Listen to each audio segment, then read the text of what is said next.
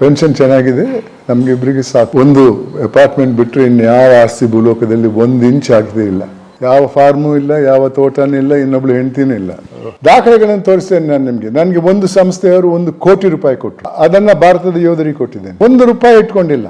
ಇಲ್ಲದೆ ನನ್ನಲ್ಲಿ ಒಂದಿಷ್ಟು ನ್ಯೂನ್ಯತೆ ಇದ್ರೆ ನನ್ನ ಬಟ್ಟೆ ಬಿಚ್ಚಿ ಬೀದಿಯಲ್ಲಿ ಎಳಿತಾ ಇದ್ರು. ಬಳ್ಳಾರಿಯಿಂದ ಅಂಕೋಲಕ್ಕೆ ಹೋಗುವ ದಾರಿಯಲ್ಲಿ 90 ಲಾರಿ ಒಂದು ರಾತ್ರಿ. ಇದು ದಿನನಿತ್ಯ ಆಗ್ತಾ ಇದ್ದದ್ದು. ನಾನು ಒಂದು ದಿವಸದ ವಿಚಾರ ಹೇಳ್ತೇನೆ ನಿಮ್ಗೆ. ಆ ವರದಿಯಲ್ಲಿ 3 ಜನ ಮುಖ್ಯಮಂತ್ರಿಗಳೇ, ಧರಮ್ ಸಿಂಗ್ ಕಾಂಗ್ರೆಸ್ ಇಂದ, ಕುಮಾರಸ್ವಾಮಿ ಅವರು JDS ಇಂದ, ಯಡಿಯೂರಪ್ಪನವರು BJP-ಯಿಂದ. ಒಬ್ಬರಿಗೂ ಶಿಕ್ಷೆ ಆಗಿಲ್ಲ. ಇವತ್ತೇನಾಗಿದೆ, ಜೈಲಿಗೆ ಹೋಗಿ ಜಾಮೀನು ತಗೊಂಡು ಬರುವಂತಹ ವ್ಯಕ್ತಿಗಳನ್ನ ಸ್ವಾಗತ ಮಾಡಕ್ಕೆ ಏರ್ಪೋರ್ಟ್ಗೆ ಹೋಗ್ತಾರಲ್ಲ 100 ಜನ. ಜೈಲಿಗೆ ಹೋದವರನ್ನ ಯಾಕ್ರಿ ನೀವು ಸ್ವಾಗತ ಮಾಡಕ್ಕೆ ಹೋಗ್ತೀರಿ ಅಂತ ಕೇಳಿದ್ರೆ ಅವ್ರು ಹೇಳುದು, ಏನ್ ಸರ್ ಅವ್ರೊಬ್ರೇನ ಜೈಲಿಗೆ ಹೋದದ್ದು, ಮಹಾತ್ಮ ಗಾಂಧಿ ಅವರು ಹೋಗಿಲ್ಲ ಅಂತಾರೆ. ಪ್ರಾಮಾಣಿಕರಿಗೆ ಯಾವ ಬೆಲೆನೂ ಇಲ್ಲ. ಪ್ರಾಮಾಣಿಕರ ಬಗ್ಗೆ ಮಾತಾಡದೆ ಬಿಡ್ರಿ, ಅವನು ಹುಚ್ಚ, ಅವನು ತಿನ್ನಲ್ಲ, ಇನ್ನೊಬ್ಬನಿಗೂ ತಿನ್ನಕ್ಕೆ ಬಿಡಲ್ಲ ಅನ್ನೋ ಮಾತು ಸರ್ವಸಾಧಾರಣವಾದದ್ದು. ಇವತ್ತು 5 ಗ್ಯಾರಂಟಿ ಕೊಟ್ಟಿದ್ದಾರಲ್ಲ. ನಾವು ನಮ್ಮ ಪಕ್ಕದ 2 ರಾಜ್ಯಗಳನ್ನು ನೋಡಿ ಏನಾಯ್ತು ಈಗ ಪರಿಸ್ಥಿತಿ. ಪಾಕಿಸ್ತಾನದಲ್ಲಿ ಏನಾಗ್ತಾ ಇದೆ ಇವತ್ತು. ಸರ್ಕಾರದ ಜವಾಬ್ದಾರಿ ಒಳ್ಳೆ ವಿದ್ಯೆ ಕೊಡಿಸುದು, ಒಳ್ಳೆ ಆರೋಗ್ಯ ಕೊಡಿಸುದು, ಎಂಪ್ಲಾಯ್ಮೆಂಟ್ ಜಾಸ್ತಿ ಮಾಡಿ ಅವ್ರು ಮಾಡಿದ್ವಿ ಕೆಲಸ ಮಾಡಿ ನಿಮ್ಗೆ ಕೊಡ್ತೇವೆ ಅಂತ ಹೇಳುದು.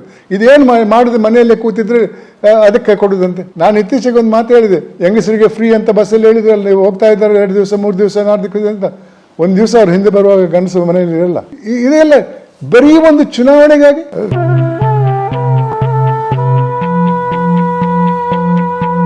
ಸ್ನೇಹಿತರೆ, ಒಂದು ವಿಶೇಷವಾದ ವಿಡಿಯೋಗೆ ನಿಮ್ಗೆಲ್ರಿಗೂ ಆತ್ಮೀಯವಾದ ಸ್ವಾಗತ. ಇದು ಬರೀ ವಿಶೇಷವಾದ ವಿಡಿಯೋ ಅಲ್ಲ ಸ್ನೇಹಿತರೆ. ಭಾರತೀಯರಾಗಿ, ಈ ಭಾರತದ ಪ್ರಜೆಗಳಾಗಿ ನಾವೆಲ್ಲರೂ ಬಹಳ ಗಮನ ಇಟ್ಟು ನೋಡಲೇಬೇಕಾದ, ನೋಡಿ ಮರೆಯದೆ ದಯಮಾಡಿ ಹೃದಯಕ್ಕೆ ಮನಸ್ಸಿಗೆ ಇಳಿಸ್ಕೊಳ್ಬೇಕಾದಂಥ ಒಂದು ವಿಡಿಯೋ. ನಮ್ಮ ಜಸ್ಟಿಸ್ ನ್ಯಾಯಮೂರ್ತಿಗಳು ಸಂತೋಷ್ ಹೆಗಡೆ ಅವರ ಸಂದರ್ಶನ ಸ್ನೇಹಿತರೆ. ಲೋಕಾಯುಕ್ತರಾಗಿ ಬಂದ ನಂತರ ಕರ್ನಾಟಕದಲ್ಲಿ ತುಂಬಾ ಹೋರಾಟ ಮಾಡಿದಂಥವರು, ತಮ್ಮ ನ್ಯಾಯದ ಅಸ್ತ್ರವನ್ನು ಬಳಸ್ಕೊಂಡು ತುಂಬಾ ಹೊಸ ಕೆಲಸಗಳನ್ನು ಮಾಡೋಕ್ಕೆ ಪ್ರಯತ್ನ ಪಟ್ಟಂಥವ್ರು ಸ್ನೇಹಿತರೆ ನಮ್ಮ ಸಂತೋಷ್ ಹೆಗಡೆ ಅವರು. ಬನ್ನಿ ಇವತ್ತು ಅವ್ರನ್ನ ಮಾತಾಡ್ಸೋಣ. ಅವ್ರ ಮನೆ ಇಲ್ಲಿ ಅಪಾರ್ಟ್ಮೆಂಟಲ್ಲಿದೆ, ಹೋಗಿ ನೋಡೋಣ ಅವ್ರ ಬದುಕು ಹೇಗಿದೆ ಅಂತ ಕೇಳೋಣ ಸ್ನೇಹಿತರೆ. ಅದ್ರ ಜೊತೆಗೆ ಬಹಳ ಮುಖ್ಯವಾಗಿ ಅವರ ಬದುಕಿಂದ ನಾವೇನು ಪಾಠಗಳನ್ನು ಕಲಿಬೋದು, ಭಾರತೀಯನಾಗಿ ಅವರು ಹೇಳುವಂಥ ವಿಚಾರಗಳೇನು, ನೈತಿಕತೆ ಅಂತಂದ್ರೇನು, ಮೌಲ್ಯಗಳು ಅಂತಂದ್ರೇನು, ಕಾನೂನು ಅಂತಂದ್ರೇನು, ದೇಶ ಹೇಗಿದೆ, ಎಲ್ಲವನ್ನ ನಾವು ಚರ್ಚೆ ಮಾಡೋಣ. ಸ್ವಾಗತ ನಿಮಗೆ ಈ ವಿಶೇಷವಾದಂಥ ಒಂದು ವಿಡಿಯೋಗೆ. ನಾನೊಂದು ಮಧ್ಯಮ ವರ್ಗದ ಕುಟುಂಬದಲ್ಲಿ ಹುಟ್ಟಿದವನು. ನನ್ನ ಹಿರಿಯರು ಅಂದರೆ ತಂದೆಯವರು ವ್ಯವಸಾಯದಲ್ಲಿದ್ದವರು. ನನ್ನ ತಂದೆಯವರು ಅವ್ರ ಕುಟುಂಬದಲ್ಲಿ ಒಬ್ಬರೇ ಡಿಗ್ರಿ ಮಾಡಿ ಲಾ ಮಾಡಿ ಪ್ರಾಕ್ಟೀಸ್ಗೆ ಬಂದವರು. ಮಿಕ್ಕಿದವರೆಲ್ಲ ವ್ಯವಸಾಯದಲ್ಲೇ ಇದ್ದರು. ನನ್ನ ತಂದೆಯವರು ಕಾರ್ಕಳ ಅನ್ನೋ ಒಂದು ತಾಲೂಕು ಜಾಗದಲ್ಲಿ ವಕಾಲತ್ ಮಾಡ್ತಾಯಿದ್ರು. ನಾನು 1940 ಜೂನ್ 16ಕ್ಕೆ ಹುಟ್ಟಿದವನು. ನನಗಿಂತ ಮೊದಲು 2 ಗಂಡು ಮಕ್ಕಳು ನನ್ನ ತಂದೆ ಕುಟುಂಬದಲ್ಲಿದ್ದರು, ನಮ್ಮ ತಾಯಿ ತಂದೆ ಕುಟುಂಬದಲ್ಲಿ. ನಾನು ಹುಟ್ಟಿದ್ದು ಕಾರ್ಕಳದಲ್ಲಿ. ನನಗೆ 10 ತಿಂಗಳು ವಯಸ್ಸಾದಾಗ ನನ್ನ ತಂದೆಯವರು ಅವರ ಲಾ ಪ್ರಾಕ್ಟೀಸನ್ನು ಕಾರ್ಕಳದಿಂದ ಮಂಗಳೂರಿಗೆ ವರ್ಗಾವಣೆ ಮಾಡಿದರು. ಅಲ್ಲಿ ಒಳ್ಳೆ ಪ್ರಾಕ್ಟೀಸ್ ಇತ್ತು ಅವರಿಗೆ. ಮತ್ತೆ ಸರ್ಕಾರಿ ವಕೀಲರು ಕೂಡ ಆಗಿದ್ದರು. 52ನೇ ಇಸವಿಯಲ್ಲಿ ಮೊದಲನೇ ರಾಜ್ಯಸಭಾದ ಸದಸ್ಯರು ಕೂಡ ಆಗಿದ್ರು ನನ್ನ ತಂದೆಯವರು. ಮೊದಲನೇ ರಾಜ್ಯಸಭಾ 52ನೇ ಇಸವಿಯಲ್ಲಿ. ಮತ್ತು 54ನೇ ಇಸವಿಯಲ್ಲಿ ಭಾರತವನ್ನು ಯುನೈಟೆಡ್ ನೇಷನ್ಸಲ್ಲಿ ಕೂಡ ನನ್ನ ತಂದೆಯವರು ಪ್ರತಿನಿಧೀಕರಿಸಿದ್ರು. 56ನೇ ಇಸವಿಯಲ್ಲಿ ಅವರು ತನ್ನ ಪ್ರಾಕ್ಟೀಸನ್ನು ಮದ್ರಾಸ್ ಹೈಕೋರ್ಟ್, ಅಂದರೆ ನಮ್ಮ ಪ್ರಾಂತ್ಯ ಮದ್ರಾಸ್ ಪ್ರಾಂತ್ಯ ಆಗಿತ್ತು, ನಾವು ಮಂಗಳೂರಿನವರು, ಮದ್ರಾಸ್ ಪ್ರಾಂತ್ಯಕ್ಕೆ ಸೇರಿದವರು, ಅಲ್ಲಿಗೆ ವರ್ಗಾವಣೆ ಮಾಡಿದರು ಚೆನ್ನೈಗೆ. 1 ವರ್ಷದ ನಂತರ ನಮ್ಮ ಜಿಲ್ಲೆ ಮೈಸೂರು ಪ್ರಾಂತ್ಯಕ್ಕೆ ಸೇರಿಕೊಂಡಿತ್ತು. 56ನೇ ಇಸವಿ ನವೆಂಬರ್ 1ಕ್ಕೆ ಏಕೀಕರಣ ಆದಾಗ ನಾವು ಮದ್ರಾಸ್ ಪ್ರಾಂತ್ಯದಿಂದ ಮೈಸೂರು ಪ್ರಾಂತ್ಯಕ್ಕೆ ಬಂದ್ವಿ. ಅವಾಗ ನನ್ನ ತಂದೆಯವರು ಪ್ರಾಕ್ಟೀಸನ್ನು ಬೆಂಗಳೂರಿಗೆ ತಂದರು. ನಾವು ಕೂಡ, ನಾನು ನನ್ನ ಅಣ್ಣಂದಿಯರು ಮತ್ತು ತಂಗಿಯರು ಕೂಡ ವಿದ್ಯಾಭ್ಯಾಸಕ್ಕೆ ಇಲ್ಲಿ ಬಂದೆ ಬೆಂಗಳೂರಿಗೆ 56ನೇ ಇಸವಿ. ಮತ್ತು 57ನೇ ಇಸವಿಯಲ್ಲಿ ನನ್ನ ತಂದೆಯವರು ಕರ್ನಾಟಕ ಹೈಕೋರ್ಟ್ನ, ಅಂದು ಮೈಸೂರು ಹೈಕೋರ್ಟ್ ಆಗಿತ್ತು, ಅದರ ನ್ಯಾಯಾಧೀಶರಾಗ್ತಾರೆ. ನಾವು ನಮ್ಮ ವಿದ್ಯಾಭ್ಯಾಸವನ್ನು ಬೆಂಗಳೂರಲ್ಲಿ ಮಾಡ್ತಾ ಇದ್ದೇವೆ, ನನ್ನ ಸಹೋದರರು ಸಹೋದರಿಯರೆಲ್ಲ.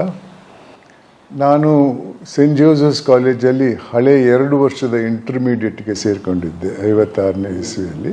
ಓಕೆ, ಅವಾಗ ಇಂಟರ್ಮೀಡಿಯೇಟ್ ಅಂತ ಒಂದಿತ್ತು. ಹೌದು, SSLC ಆದಮೇಲೆ 2 ವರ್ಷ ಇಂಟರ್ಮೀಡಿಯೇಟ್ ಅಂತ ಇತ್ತು. ನಾನು 2ನೇ ವರ್ಷ ಇಂಟರ್ಮೀಡಿಯೇಟ್ ಮಾಡ್ತಾ ಇದ್ದಾಗ ವಿದ್ಯಾ ಪದ್ಧತಿಯಲ್ಲಿ ಬದಲಾವಣೆ ಬಂತು. ಅವರು 1 ವರ್ಷದ PUCಯನ್ನು ಜಾರಿಗೆ ತಂದರು. ಮತ್ತು PUC ಹಿಂದೆ ಇಂಟರ್ಮೀಡಿಯೇಟ್ ಆದವರು ಇಂಜಿನಿಯರಿಂಗ್ ಮೆಡಿಕಲ್ ಕಾಲೇಜ್ಗೆಲ್ಲ ಹೋಗ್ಬೋದಿತ್ತು.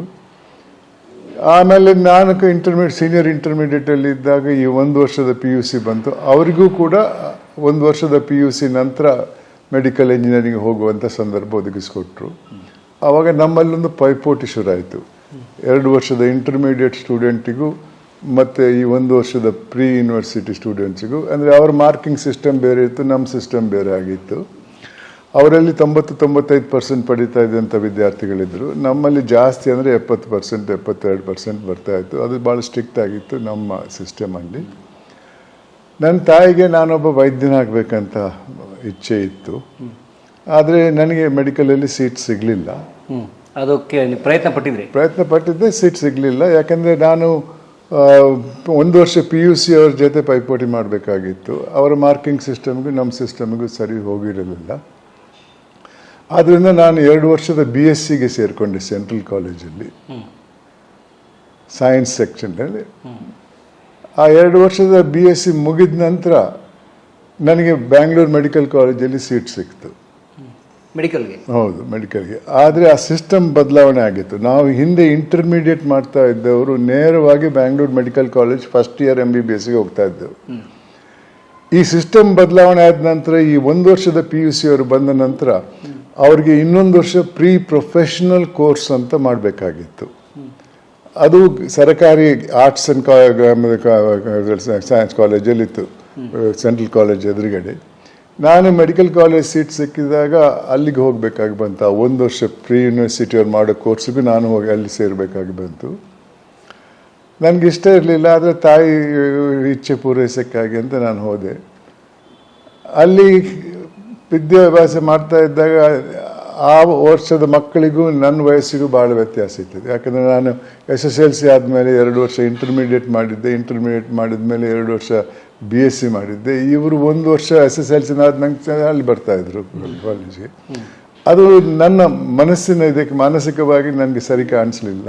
ನಿಮ್ಗವ್ರಿಗೊಂದು 3-4 ವರ್ಷ ವ್ಯತ್ಯಾಸ ಇರ್ತಾ ಇತ್ತು. ಅದು ಆ ವಯಸ್ಸಿನಲ್ಲಿ ಆ 3 ವರ್ಷ ಭಾಳ ದೊಡ್ಡ 3 ವರ್ಷ ಆಗ್ತಾ ಇತ್ತು. ಅದು ನಾನು ಮತ್ತೆ ನನ್ನ ಪೋಷಕರಿಗೆ ಹೇಳಿದೆ, ಇಲ್ಲ ಅದು ಮತ್ತೆ ಇದು 1 ವರ್ಷ ಆದ ನಂತರ ಮತ್ತೆ 5 ವರ್ಷ ನಾನು MBBS ಮಾಡಬೇಕು. MBBS ಮಾಡಿದ್ರೆ ಬರೀ ಸಾಲಲ್ಲ, ಅದ ನಂತರ ಪೋಸ್ಟ್ ಗ್ರ್ಯಾಜುಯೇಷನ್ ಏನಾದರೂ ಮಾಡಬೇಕಾಗ್ತದೆ. ಅದು ನನ್ನಿಂದ ಸಾಧ್ಯ ಇಲ್ಲ. ಆವಾಗಲೇ 16 ಆಯಿತು, 16 ಆದಮೇಲೆ 18 ಆಯಿತು, 18 ಆದಮೇಲೆ 20 ವರ್ಷ ನನಗೆ ಆ ವಯಸ್ಸಾಗಿತ್ತು. ಇವರೆಲ್ಲ 16 ವರ್ಷದವರು, ನನಗೆ ಸರಿ ಕಾಣಿಸ್ಲಿಲ್ಲ. ನನ್ನ ತಂದೆಯವರು ಆವಾಗ ಹೈಕೋರ್ಟ್ ಜಡ್ಜ್ ಆಗಿದ್ದರು. ಅವರಿಗೆ ಕುಟುಂಬದಲ್ಲಿ ಒಬ್ಬ ಯಾರಾದರೂ ಇದಕ್ಕೆ ಲಾ ಪ್ರಾಕ್ಟೀಸ್ಗೆ ಹೋಗಬೇಕಂತ ಅವ್ರಿಗೆ ಇಚ್ಛೆ ಇತ್ತು. ಇದೊಂದು ಸಂದರ್ಭ ಅಂತ ತಿಳ್ಕೊಂಡು ಅವ್ರು ಹೇಳಿದ್ರು, ಪರವಾಗಿಲ್ಲ, ನೀನು ಲಾ ನಾನು ಲಾ ಮಾಡಬೇಕಾದ್ರೆ 2 ವರ್ಷ ಡಿಗ್ರಿ ಮಾಡಿದ ನಂತರ ಲಾ ಕಾಲೇಜಿಗೆ ಹೋಗ್ಬೋದಿತ್ತು. ನಾನು ಅದನ್ನು ಕ್ವಾಲಿಫೈ ಆಗಿದ್ದೆ. ಇದು ಬಿಟ್ಬಿಟ್ಟು ನೀನು ಲಾ ಮಾಡು ಅಂತ ಹೇಳಿದರು. ನನ್ನ ತಾಯಿಗೆ ಅಷ್ಟೊಂದು ಸಮಾಧಾನ ಆಗಲಿಲ್ಲ. ಬೇರೆ ದಾರಿ ಆಕೆ ಕಾಣಿಸ್ತದೆ. ನಾನು ಲಾಸಿಗೆ ಸೇರಿಕೊಂಡೆ. ಹೌದು. ಆದರೆ ಒಂದು ನೋಡಿ, ನಾನು ಆವಾಗ ಭಾಳ ಕ್ರಿಕೆಟ್ ಮತ್ತು ಹಾಕಿ ಆಡ್ತಾ ಇದ್ದೆ ಶಾಲಾ ಕಾಲೇಜ್ಗಳಿಗೆಲ್ಲ. ಮದ್ರಾಸ್ ಪ್ರಾಂತ್ಯವನ್ನು ಹೈಸ್ಕೂಲ್ ಲೆವೆಲಲ್ಲಿ ಇಂಟರ್ ಸ್ಟೇಟಲ್ಲಿ ನಾನು ಪ್ರತಿನಿಧೀಕರಿಸಿದ್ದೆ. ಹಾಕಿಯಲ್ಲೂ ಕೂಡ ನಾನು ಅದೇ ರೀತಿ ಮಾಡಿದ್ದೆ. ನಾನು ಮೆಡಿಕಲ್ ಕಾಲೇಜಿಗೆ ಸೇರಿದಾಗ ಆ ಮೆಡಿಕಲ್ ಕಾಲೇಜ್ ಮೇನ್ ಬಿಲ್ಡಿಂಗಿಗೆ ನಾನು ಹೋಗದೇ ಇದ್ದರೂ ಕೂಡ ಮೆಡಿಕಲ್ ಕಾಲೇಜಿನ ಹಾಕಿ ಟೀಮ್ನ ಕ್ಯಾಪ್ಟನ್ ಆದೆ ನಾನು ಮೊದಲನೇ ವರ್ಷ. ಆದರೆ ಅದನ್ನು ಬಿಡಬೇಕಾಗಿ ಬಂತು. ಮತ್ತು ಲಾ ಕಾಲೇಜಿಗೆ ಹೋದೆ, ಅಲ್ಲೂ ಕೂಡ ಮೊದಲನೇ ವರ್ಷ ಹಾಕಿಗೆ. ಆದರೆ ಆ ಸಮಯದಲ್ಲಿ ನಾನು ಸ್ಟೇಟನ್ನು ಕೂಡ ರೆಪ್ರೆಸೆಂಟ್ ಮಾಡ್ತಾ ಇದ್ದೆ ಹಾಕಿಯಲ್ಲಿ. ಕ್ರಿಕೆಟ್ ಬಿಟ್ಬಿಟ್ಟಿದ್ದೆ ನಾನು ಆವಾಗ. ಸೊ ನೀವು ಹಾಕಿ ಸ್ಟೇಟ್ ಲೆವೆಲ್ ಪ್ಲೇಯರು? ಹೌದು. ಆದರೆ ನ್ಯಾಷನಲಲ್ಲಿ ಆಡಿರಲಿಲ್ಲ. ಅದು ರೆಪ್ರೆಸೆಂಟ್ ಮಾಡಿದ್ದೆ. ಶ್ರೀಲಂಕಾಗೆ ಟೀಮ್ ಹೋಗಿತ್ತು, ಆ ಕರ್ನಾಟಕ ಟೀಮ್ ಹೋಗಿತ್ತು, ಅದರಲ್ಲಿ ನಾನು ಹೋಗಿ ಪ್ರತಿನಿಧೀಕರಿಸಿದ್ದೆ. ಮತ್ತು ಆಲ್ ಇಂಡಿಯಾ ಲೆವೆಲಲ್ಲಿ ಕರ್ನಾಟಕವನ್ನು ರೆಪ್ರೆಸೆಂಟ್ ಮಾಡ್ತಾಯಿದ್ದೆ. UK ಮತ್ತು ಕರ್ನಾಟಕ ಸ್ಟೇಟ್ ನಡುವೆ ಕಾಂಪಿಟೇಷನಲ್ಲಿ ನಾನು ಕರ್ನಾಟಕ ರೆಪ್ರೆಸೆಂಟ್ ಮಾಡಿದ್ದೆ. ಈ ರೀತಿ ಹಾಕಿಯಲ್ಲಿ ನನಗೊಂದು ಪ್ರೊಫೆಷನಲ್ ಪ್ಲೇಯರ್ ಆಗಬೇಕಂತಲೂ ಕೂಡ ಇಚ್ಛೆ ಇತ್ತು. ಆದರೆ ನನ್ನ ಪೋಷಕರ ಇದರಿಂದ ನನಗೆ ಅದನ್ನು ಮುಂದುವರ್ಸೋಕ್ಕೆ ಆಗಲಿಲ್ಲ. ಆದರೂ ಆಡ್ತಾ ಇದ್ದೆ, ಲಾ ಮಾಡಿದ ಮೇಲೇ ಆಡ್ತಾ ಇದ್ದೆ, ಲಾ ಪ್ರಾಕ್ಟೀಸಿಗೆ ಸೇರಿದ ಮೇಲೇ ನಾನು ಆಡ್ತಾ ಇದ್ದೆ ಹಾಕಿಯಲ್ಲಿ.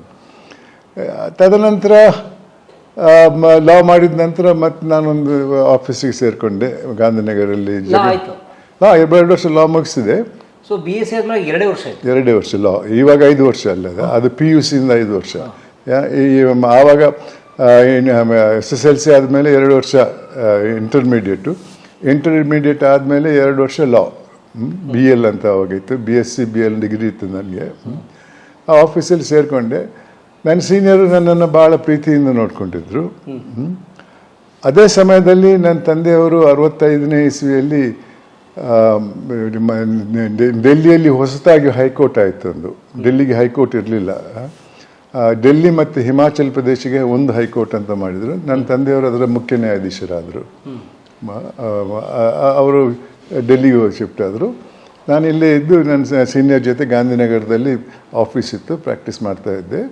ಸೀನಿಯರ್ಗೆ ಒಳ್ಳೆ ಪ್ರಾಕ್ಟೀಸ್ ಇತ್ತು, ನಾನು ಅವರು ಜೂನಿಯರ್ ಆಗಿದ್ದೆ. ನಾನು 70ನೇ ಇಸ್ವಿಯಲ್ಲಿ ನನ್ನ ಸೀನಿಯರ್ ಹೈಕೋರ್ಟ್ ಜಡ್ಜ್ ಆಗ್ತಾರೆ. ನೀವೆಲ್ಲ ಪ್ರಾಕ್ಟೀಸ್ ಮಾಡ್ತಿರಲ್ಲ? ಹೌದು. ಅವರು ಆ ಆಫೀಸನ್ನು ನಾನು ಕೊಟ್ಬಿಟ್ರು. ನಾನು ಒಬ್ಬನೇ ಜೂನಿಯರ್ ಇದ್ದದ್ದು ಅವ್ರಿಗೆ. ಅವರು ನೀನೇ ಇಟ್ಕೋ office furniture, library, pending cases ಎಲ್ಲ ನನಗೆ ಬಿಟ್ಕೊಟ್ಟಿದ್ರು. ಅಷ್ಟೊತ್ತಿಗೆ ನನಗೆ 5 ವರ್ಷದ ಪ್ರಾಕ್ಟೀಸ್ ಆಗಿತ್ತು ಅದರಲ್ಲಿ. ನಾನು ಅದನ್ನು ಮುಂದುವರಿಸ್ಕೊಂಡು ಹೋದೆ. ಇನ್ನೊಂದು ಘಟನೆ ನಡೆಯಿತು 75ನೇ ಇಸ್ವಿಯಲ್ಲಿ. 75ನೇ ಇಸ್ವಿಯಲ್ಲಿ ತುರ್ತು ಪರಿಸ್ಥಿತಿ ಜಾರಿಗೆ ಬಂತು ನಮ್ಮ ದೇಶದಲ್ಲಿ. ಭಾಳಷ್ಟು ವಿರೋಧ ಪಕ್ಷದ ನಾಯಕರನ್ನೆಲ್ಲ ಬಂಧನಕ್ಕೆ ತಗೊಂಡಿದ್ರು. ಬೇರೆ ಬೇರೆ ಕಡೆ, ಕರ್ನಾಟಕದಲ್ಲೂ ಕೂಡ ತಗೊಂಡಿದ್ರು. ಅಲ್ಲಿ ಡೆಲ್ಲಿಯಿಂದ 4 ಜನ ಪಾರ್ಲಿಮೆಂಟ್ ಮೆಂಬರ್ಸು ಸದನದ ಕಾರ್ಯಕಲಾಪದ ಬಗ್ಗೆ ಹಿನ್ನೆಲೆಯಲ್ಲಿ ಇಲ್ಲಿ ಬೆಂಗಳೂರಿಗೆ ಬಂದಿದ್ದರು ಚರ್ಚೆ ಮಾಡೋಕ್ಕೆ ಅಂತ. ವಿರೋಧ ಪಕ್ಷದ ನಾಯಕರು ಅವರನ್ನು ಬಂಧನಕ್ಕೆ ತಗೊಳ್ತಾರೆ. ಇಲ್ಲಿ ಲೋಕಲ್ ಅಪೋಸಿಷನ್ ಲೀಡರ್ಸನ್ನೆಲ್ಲ ಬಂಧನಕ್ಕೆ ತಗೊಂಡು ಜೈಲಲ್ಲಿ ಇಡ್ತಾರೆ. ಅದರಲ್ಲಿ ಒಬ್ಬರು ರಾಮಕೃಷ್ಣ ಹೆಗಡೆ ಅವರು. ಆವಾಗ ಅವರು ಅಷ್ಟು ದೊಡ್ಡ ಮಂತ್ರಿಗಿಂತ ಏನಾಗಿರಲಿಲ್ಲ. ಅವರನ್ನು ಬಂಧನಕ್ಕೆ ತಗೊಳ್ತಾರೆ. ಆದರೆ ಅವ್ರ ದುರುದ್ದೇಶದಿಂದ ಅವರನ್ನು ಬಳ್ಳಾರಿ ಜೈಲಲ್ಲಿ ಇಡ್ತಾರೆ. ಯಾಕಂದರೆ ಕುಟುಂಬ ಇರುವುದು ಇಲ್ಲಿ, ಮಿಕ್ಕಿದವರು ಅವ್ರ ಕುಟುಂಬದವರು ಇಲ್ಲೇ ಇಟ್ಟಿದ್ರು. ಆದರೆ ಇವರನ್ನು ಬಳ್ಳಾರಿ ಜೈಲಲ್ಲಿ ಇಟ್ಟಿರ್ತಾರೆ ಬೇಕಂತ. ದುರುದ್ದೇಶದಿಂದ ಅವ್ರ ವಿರುದ್ಧ ಏನೋ ಇದ್ದಿರಬೇಕು ಅಂದಿನ ಕಾಂಗ್ರೆಸ್ ಪಕ್ಷದವ್ರಿಗೆ, ಇಲ್ಲಿ ಅಧಿಕಾರದಲ್ಲಿದ್ದವ್ರಿಗೆ. ಆವಾಗ ರಾಮಾ ಜೋಯಿಸ್ ಅಂತ ಒಬ್ಬರು ನ್ಯಾಯವಾದಿ ಇದ್ದರು. ಅವರು RSSಗೆ ಸೇರಿದವರಾಗಿದ್ದರು. ಅವರು ಈ ಕೈದಿಗಳ ಪರವಾಗಿ ವಾದ ಮಾಡ್ತಾ ಇದ್ರು. ಅವರನ್ನು ಬಂಧನಕ್ಕೆ ತಗೊಂಡ್ರು. ಆವಾಗ ಸ್ವಲ್ಪ ಲಾಯರ್ಗಳು ಅವರು ಇವರ ಪರವಾಗಿ ವಾದ ಮಾಡೋಕ್ಕೆ ಹಿಂಜರಿತಾ ಇದ್ರು. ಅಷ್ಟೊತ್ತಿಗೆ ಏನಾಗಿತ್ತು ಅಂದರೆ, ನನ್ನ ತಂದೆಯವರು 67ನೇ ಇಸ್ವಿಯಲ್ಲಿ ಡೆಲ್ಲಿ ಹೈಕೋರ್ಟ್ನ ಮುಖ್ಯ ನ್ಯಾಯಾಧೀಶರಾಗಿದ್ದವರು ಸುಪ್ರೀಂ ಕೋರ್ಟ್ಗೆ ಜಡ್ಜಾಗಿ ಆಗ್ತಾರೆ. ಅಲ್ಲಿ ಜಡ್ಜಾಗಿ ಆಗಿದ್ದರು. 73ನೇ ಇಸ್ವಿಯಲ್ಲಿ ಅವರನ್ನು ಚೀಫ್ ಜಸ್ಟಿಸ್ ಆಫ್ ಇಂಡಿಯಾ ಮಾಡೋ ಇದರಲ್ಲಿ ಹಿನ್ನೆಲೆಯಲ್ಲಿ ಅಂದಿನ ರಾಜಕೀಯ ಪಕ್ಷ ಅವರನ್ನು ಮಾಡಲಿಲ್ಲ. ಅವ್ರಿಗಿಂತ ಜೂನಿಯರ್ ಆಗಿದ್ದವರನ್ನು ಜೂನಿಯರ್ ಮಾಡಿದರು. ಆವಾಗ ಇವರು ಮತ್ತು ಇನ್ನಿಬ್ಬರು ಸೀನಿಯರ್ ಜಡ್ಜಸ್ಸು ರಾಜೀನಾಮೆ ಕೊಟ್ಟು ನನ್ನ ತಂದೆಯವರು ಬೆಂಗಳೂರಿಗೆ ಬರ್ತಾರೆ. ಈ ರಾಮಾ ಜೋಯಿಸರನ್ನ ಬಂಧನಕ್ಕೆ ತಗೊಂಡದ್ದು 75ನೇ ಇಸ್ವಿಯಲ್ಲಿ. ಆ ಸಂದರ್ಭದಲ್ಲಿ ಕೆಲವರು ಲೋಕಲ್ ಲೀಡರ್ಸು ನನ್ನ ತಂದೆಯವರನ್ನು ಕೇಳ್ಕೊಳ್ತಾರೆ, ನೀವು ನಿಮ್ಮ ಮಗ ಪ್ರಾಕ್ಟೀಸ್ ಮಾಡ್ತಾ ಇದ್ದಾನೆ, ಅವನನ್ನು ಈ ಡೆಟಿನ್ಯೂಸ್ ಪರವಾಗಿ ವಾದ ಮಾಡೋಕ್ಕೆ ಸ್ವಲ್ಪ ಸಲಹೆ ಕೊಡಿ ಆತನಿಗೆ ಅಂತ. ಸೊ ನನ್ನ ತಂದೆಯವರು ಹೇಳಿದ್ರೆ ಮಾಡ್ತೇನಪ್ಪ ಅಂತ. ನಾನು ಮಾಡ್ತೇನೆಂದೆ. ಹೋಗಿ ಅವರನ್ನು ಹೈಕೋರ್ಟಿಗೆ ಹೋಗಿ ಹೇಳಿದೆ, ನಾನು ಈ ಡೆಟಿನ್ಯೂಸ್ ಪರವಾಗಿ ವಾದ ಮಾಡ್ತಾ ಇದ್ದೇನೆ, ನಾನು ಅವರನ್ನು ಭೇಟಿ ಮಾಡೋಕ್ಕೆ ನನಗೆ ಪರ್ಮಿಷನ್ ಕೊಡಿ ಅಂತ ಕೇಳಿದೆ. ಕೋರ್ಟ್ನವ್ರು ಕೊಟ್ಟರು. ಅಲ್ಲೋಗಿ ನೋಡಿದಾಗ 4 ಜನ ಡೆಲ್ಲಿಯ ಮೆಂಬರ್ಸ್ ಆಫ್ ಪಾರ್ಲಿಮೆಂಟ್ ಬೆಂಗಳೂರಿಗೆ ಬಂದವರನ್ನು ಬಂಧನಕ್ಕೆ ತಗೊಂಡು ಇಟ್ಟಿದ್ರಲ್ಲ, ಅವರು ಯಾರಂದರೆ ಅಟಲ್ ಬಿಹಾರಿ ವಾಜಪೇಯಿ, LK ಅದ್ವಾನಿ, ಮಧು ದಂಡವಟೆ, SN ಮಿಶ್ರಾ. ಈ 4 ಜನರನ್ನ ಅವ್ರು ಬಂಧನಕ್ಕೆ ತಗೊಂಡಿದ್ರು. ಮತ್ತು ಬೇರೆ ಬೇರೆ ನಾಯಕರೆಲ್ಲ ಇದ್ದರು. ದೇವೇಗೌಡರು ಇದ್ದರು, ಲಕ್ಷ್ಮೀ ಸಾಗರ್ ಅವರು ಇದ್ದರು, ಭಾಳಷ್ಟು ಜನ. ಮತ್ತು ಯುವಕರೆಲ್ಲ ಬಿ ಜೆ ಪಿ ಪರವಾಗಿ, ಆವಾಗ ಬಿ ಜೆ ಪಿ ಇರಲಿಲ್ಲ, ಜನತಾ ಪಕ್ಷದ ಪರವಾಗಿ ಇದ್ದವರೆಲ್ಲ ಇದ್ದರು. ನನಗೆ ಆಶ್ಚರ್ಯ ಆಯಿತು, ಇವರು ಇಂಥವ್ರನ್ನು ಕೂಡ ಇಲ್ಲಿ ತಂದು ಹಾಕಿದ್ದಾರಲ್ಲ ಅಂತ. ಅದೇನಾಗಿ ಅವ್ರ ಪರವಾಗಿ ನಾನು ವಾದ ಮಾಡೋಕ್ಕೆ ಶುರು ಮಾಡಿದೆ. ಮತ್ತು ಕೆಲವರು ಯುವಕರನ್ನ ಕಾಲೇಜಿಗೆ ಹೋಗೋರನ್ನೆಲ್ಲ ಬಂಧನಕ್ಕೆ ತಗೊಂಡಿದ್ರು, ಅವ್ರ ಪರೀಕ್ಷೆಗೆ ಹೋಗಬೇಕಾದ ಪರ್ಮಿಷನ್ ಎಲ್ಲ ಅವ್ರಿಗೆ ಸಿಗ್ತಾ ಇದೆ. ಅಷ್ಟೊತ್ತಿಗೆ ನನಗೊಂದು ಮಾಹಿತಿ ಬಂತು, ರಾಮಕೃಷ್ಣ ಹೆಗಡೆ ಅವರು ಬಳ್ಳಾರಿ ಜೈಲಲ್ಲಿದ್ದಾರೆ, ಅವರು ಬೆಂಗಳೂರಿನವರು ಅಂತ. ನನಗೆ ಅಷ್ಟರವರೆಗೆ ಯಾವ ರಾಜಕಾರಣಿಯ ಪರಿಚಯನೂ ಇರಲಿಲ್ಲ. ಇವರು ಯಾರೋ ಹೇಳಿದರೆ ಅವರು ಬಳ್ಳಾರಿ ಜೈಲಲ್ಲಿದ್ದಾರೆ, ಸ್ವಲ್ಪ ಅವರನ್ನು ಇಲ್ಲಿಗೆ ತರಿಸ್ಕೊಡಿ, ಟ್ರಾನ್ಸ್ಫರ್ ಮಾಡಿಸಿ ಅಂತ. ಅವರ ಪರವಾಗಿ ನಾನೊಂದು ಅರ್ಜಿ ಹಾಕಿದೆ ಹೈಕೋರ್ಟಲ್ಲಿ.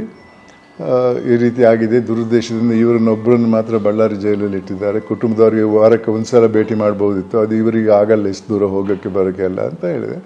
ಕೋರ್ಟ್ನವರು ಸರ್ಕಾರದ ವಕೀಲರನ್ನು ಕೇಳಿ ವಾದ ಕೇಳಿಬಿಟ್ಟು ಅವರನ್ನು ಬಳ್ಳಾರಿ ಜೈಲಿಂದ ಬೆಂಗಳೂರು ಜೈಲಿಗೆ ಟ್ರಾನ್ಸ್ಫರ್ ಮಾಡ್ತಾರೆ. ಮತ್ತು ಅದೇ ರೀತಿ ಮುಂದುವರಿತಾ ಹೋಯಿತು. 77ನೇ ಇಸ್ವಿವರೆಗೆ ತುರ್ತು ಪರಿಸ್ಥಿತಿ ಮುಗಿಯುವವರೆಗೂ ಅವರು ಎಲ್ಲ ಜೈಲಲ್ಲೇ ಇದ್ದರು. 2 ವರ್ಷ ಅಲ್ಲ, 75ರಿಂದ 77ಕ್ಕೆ ಅಂತಿತ್ತು.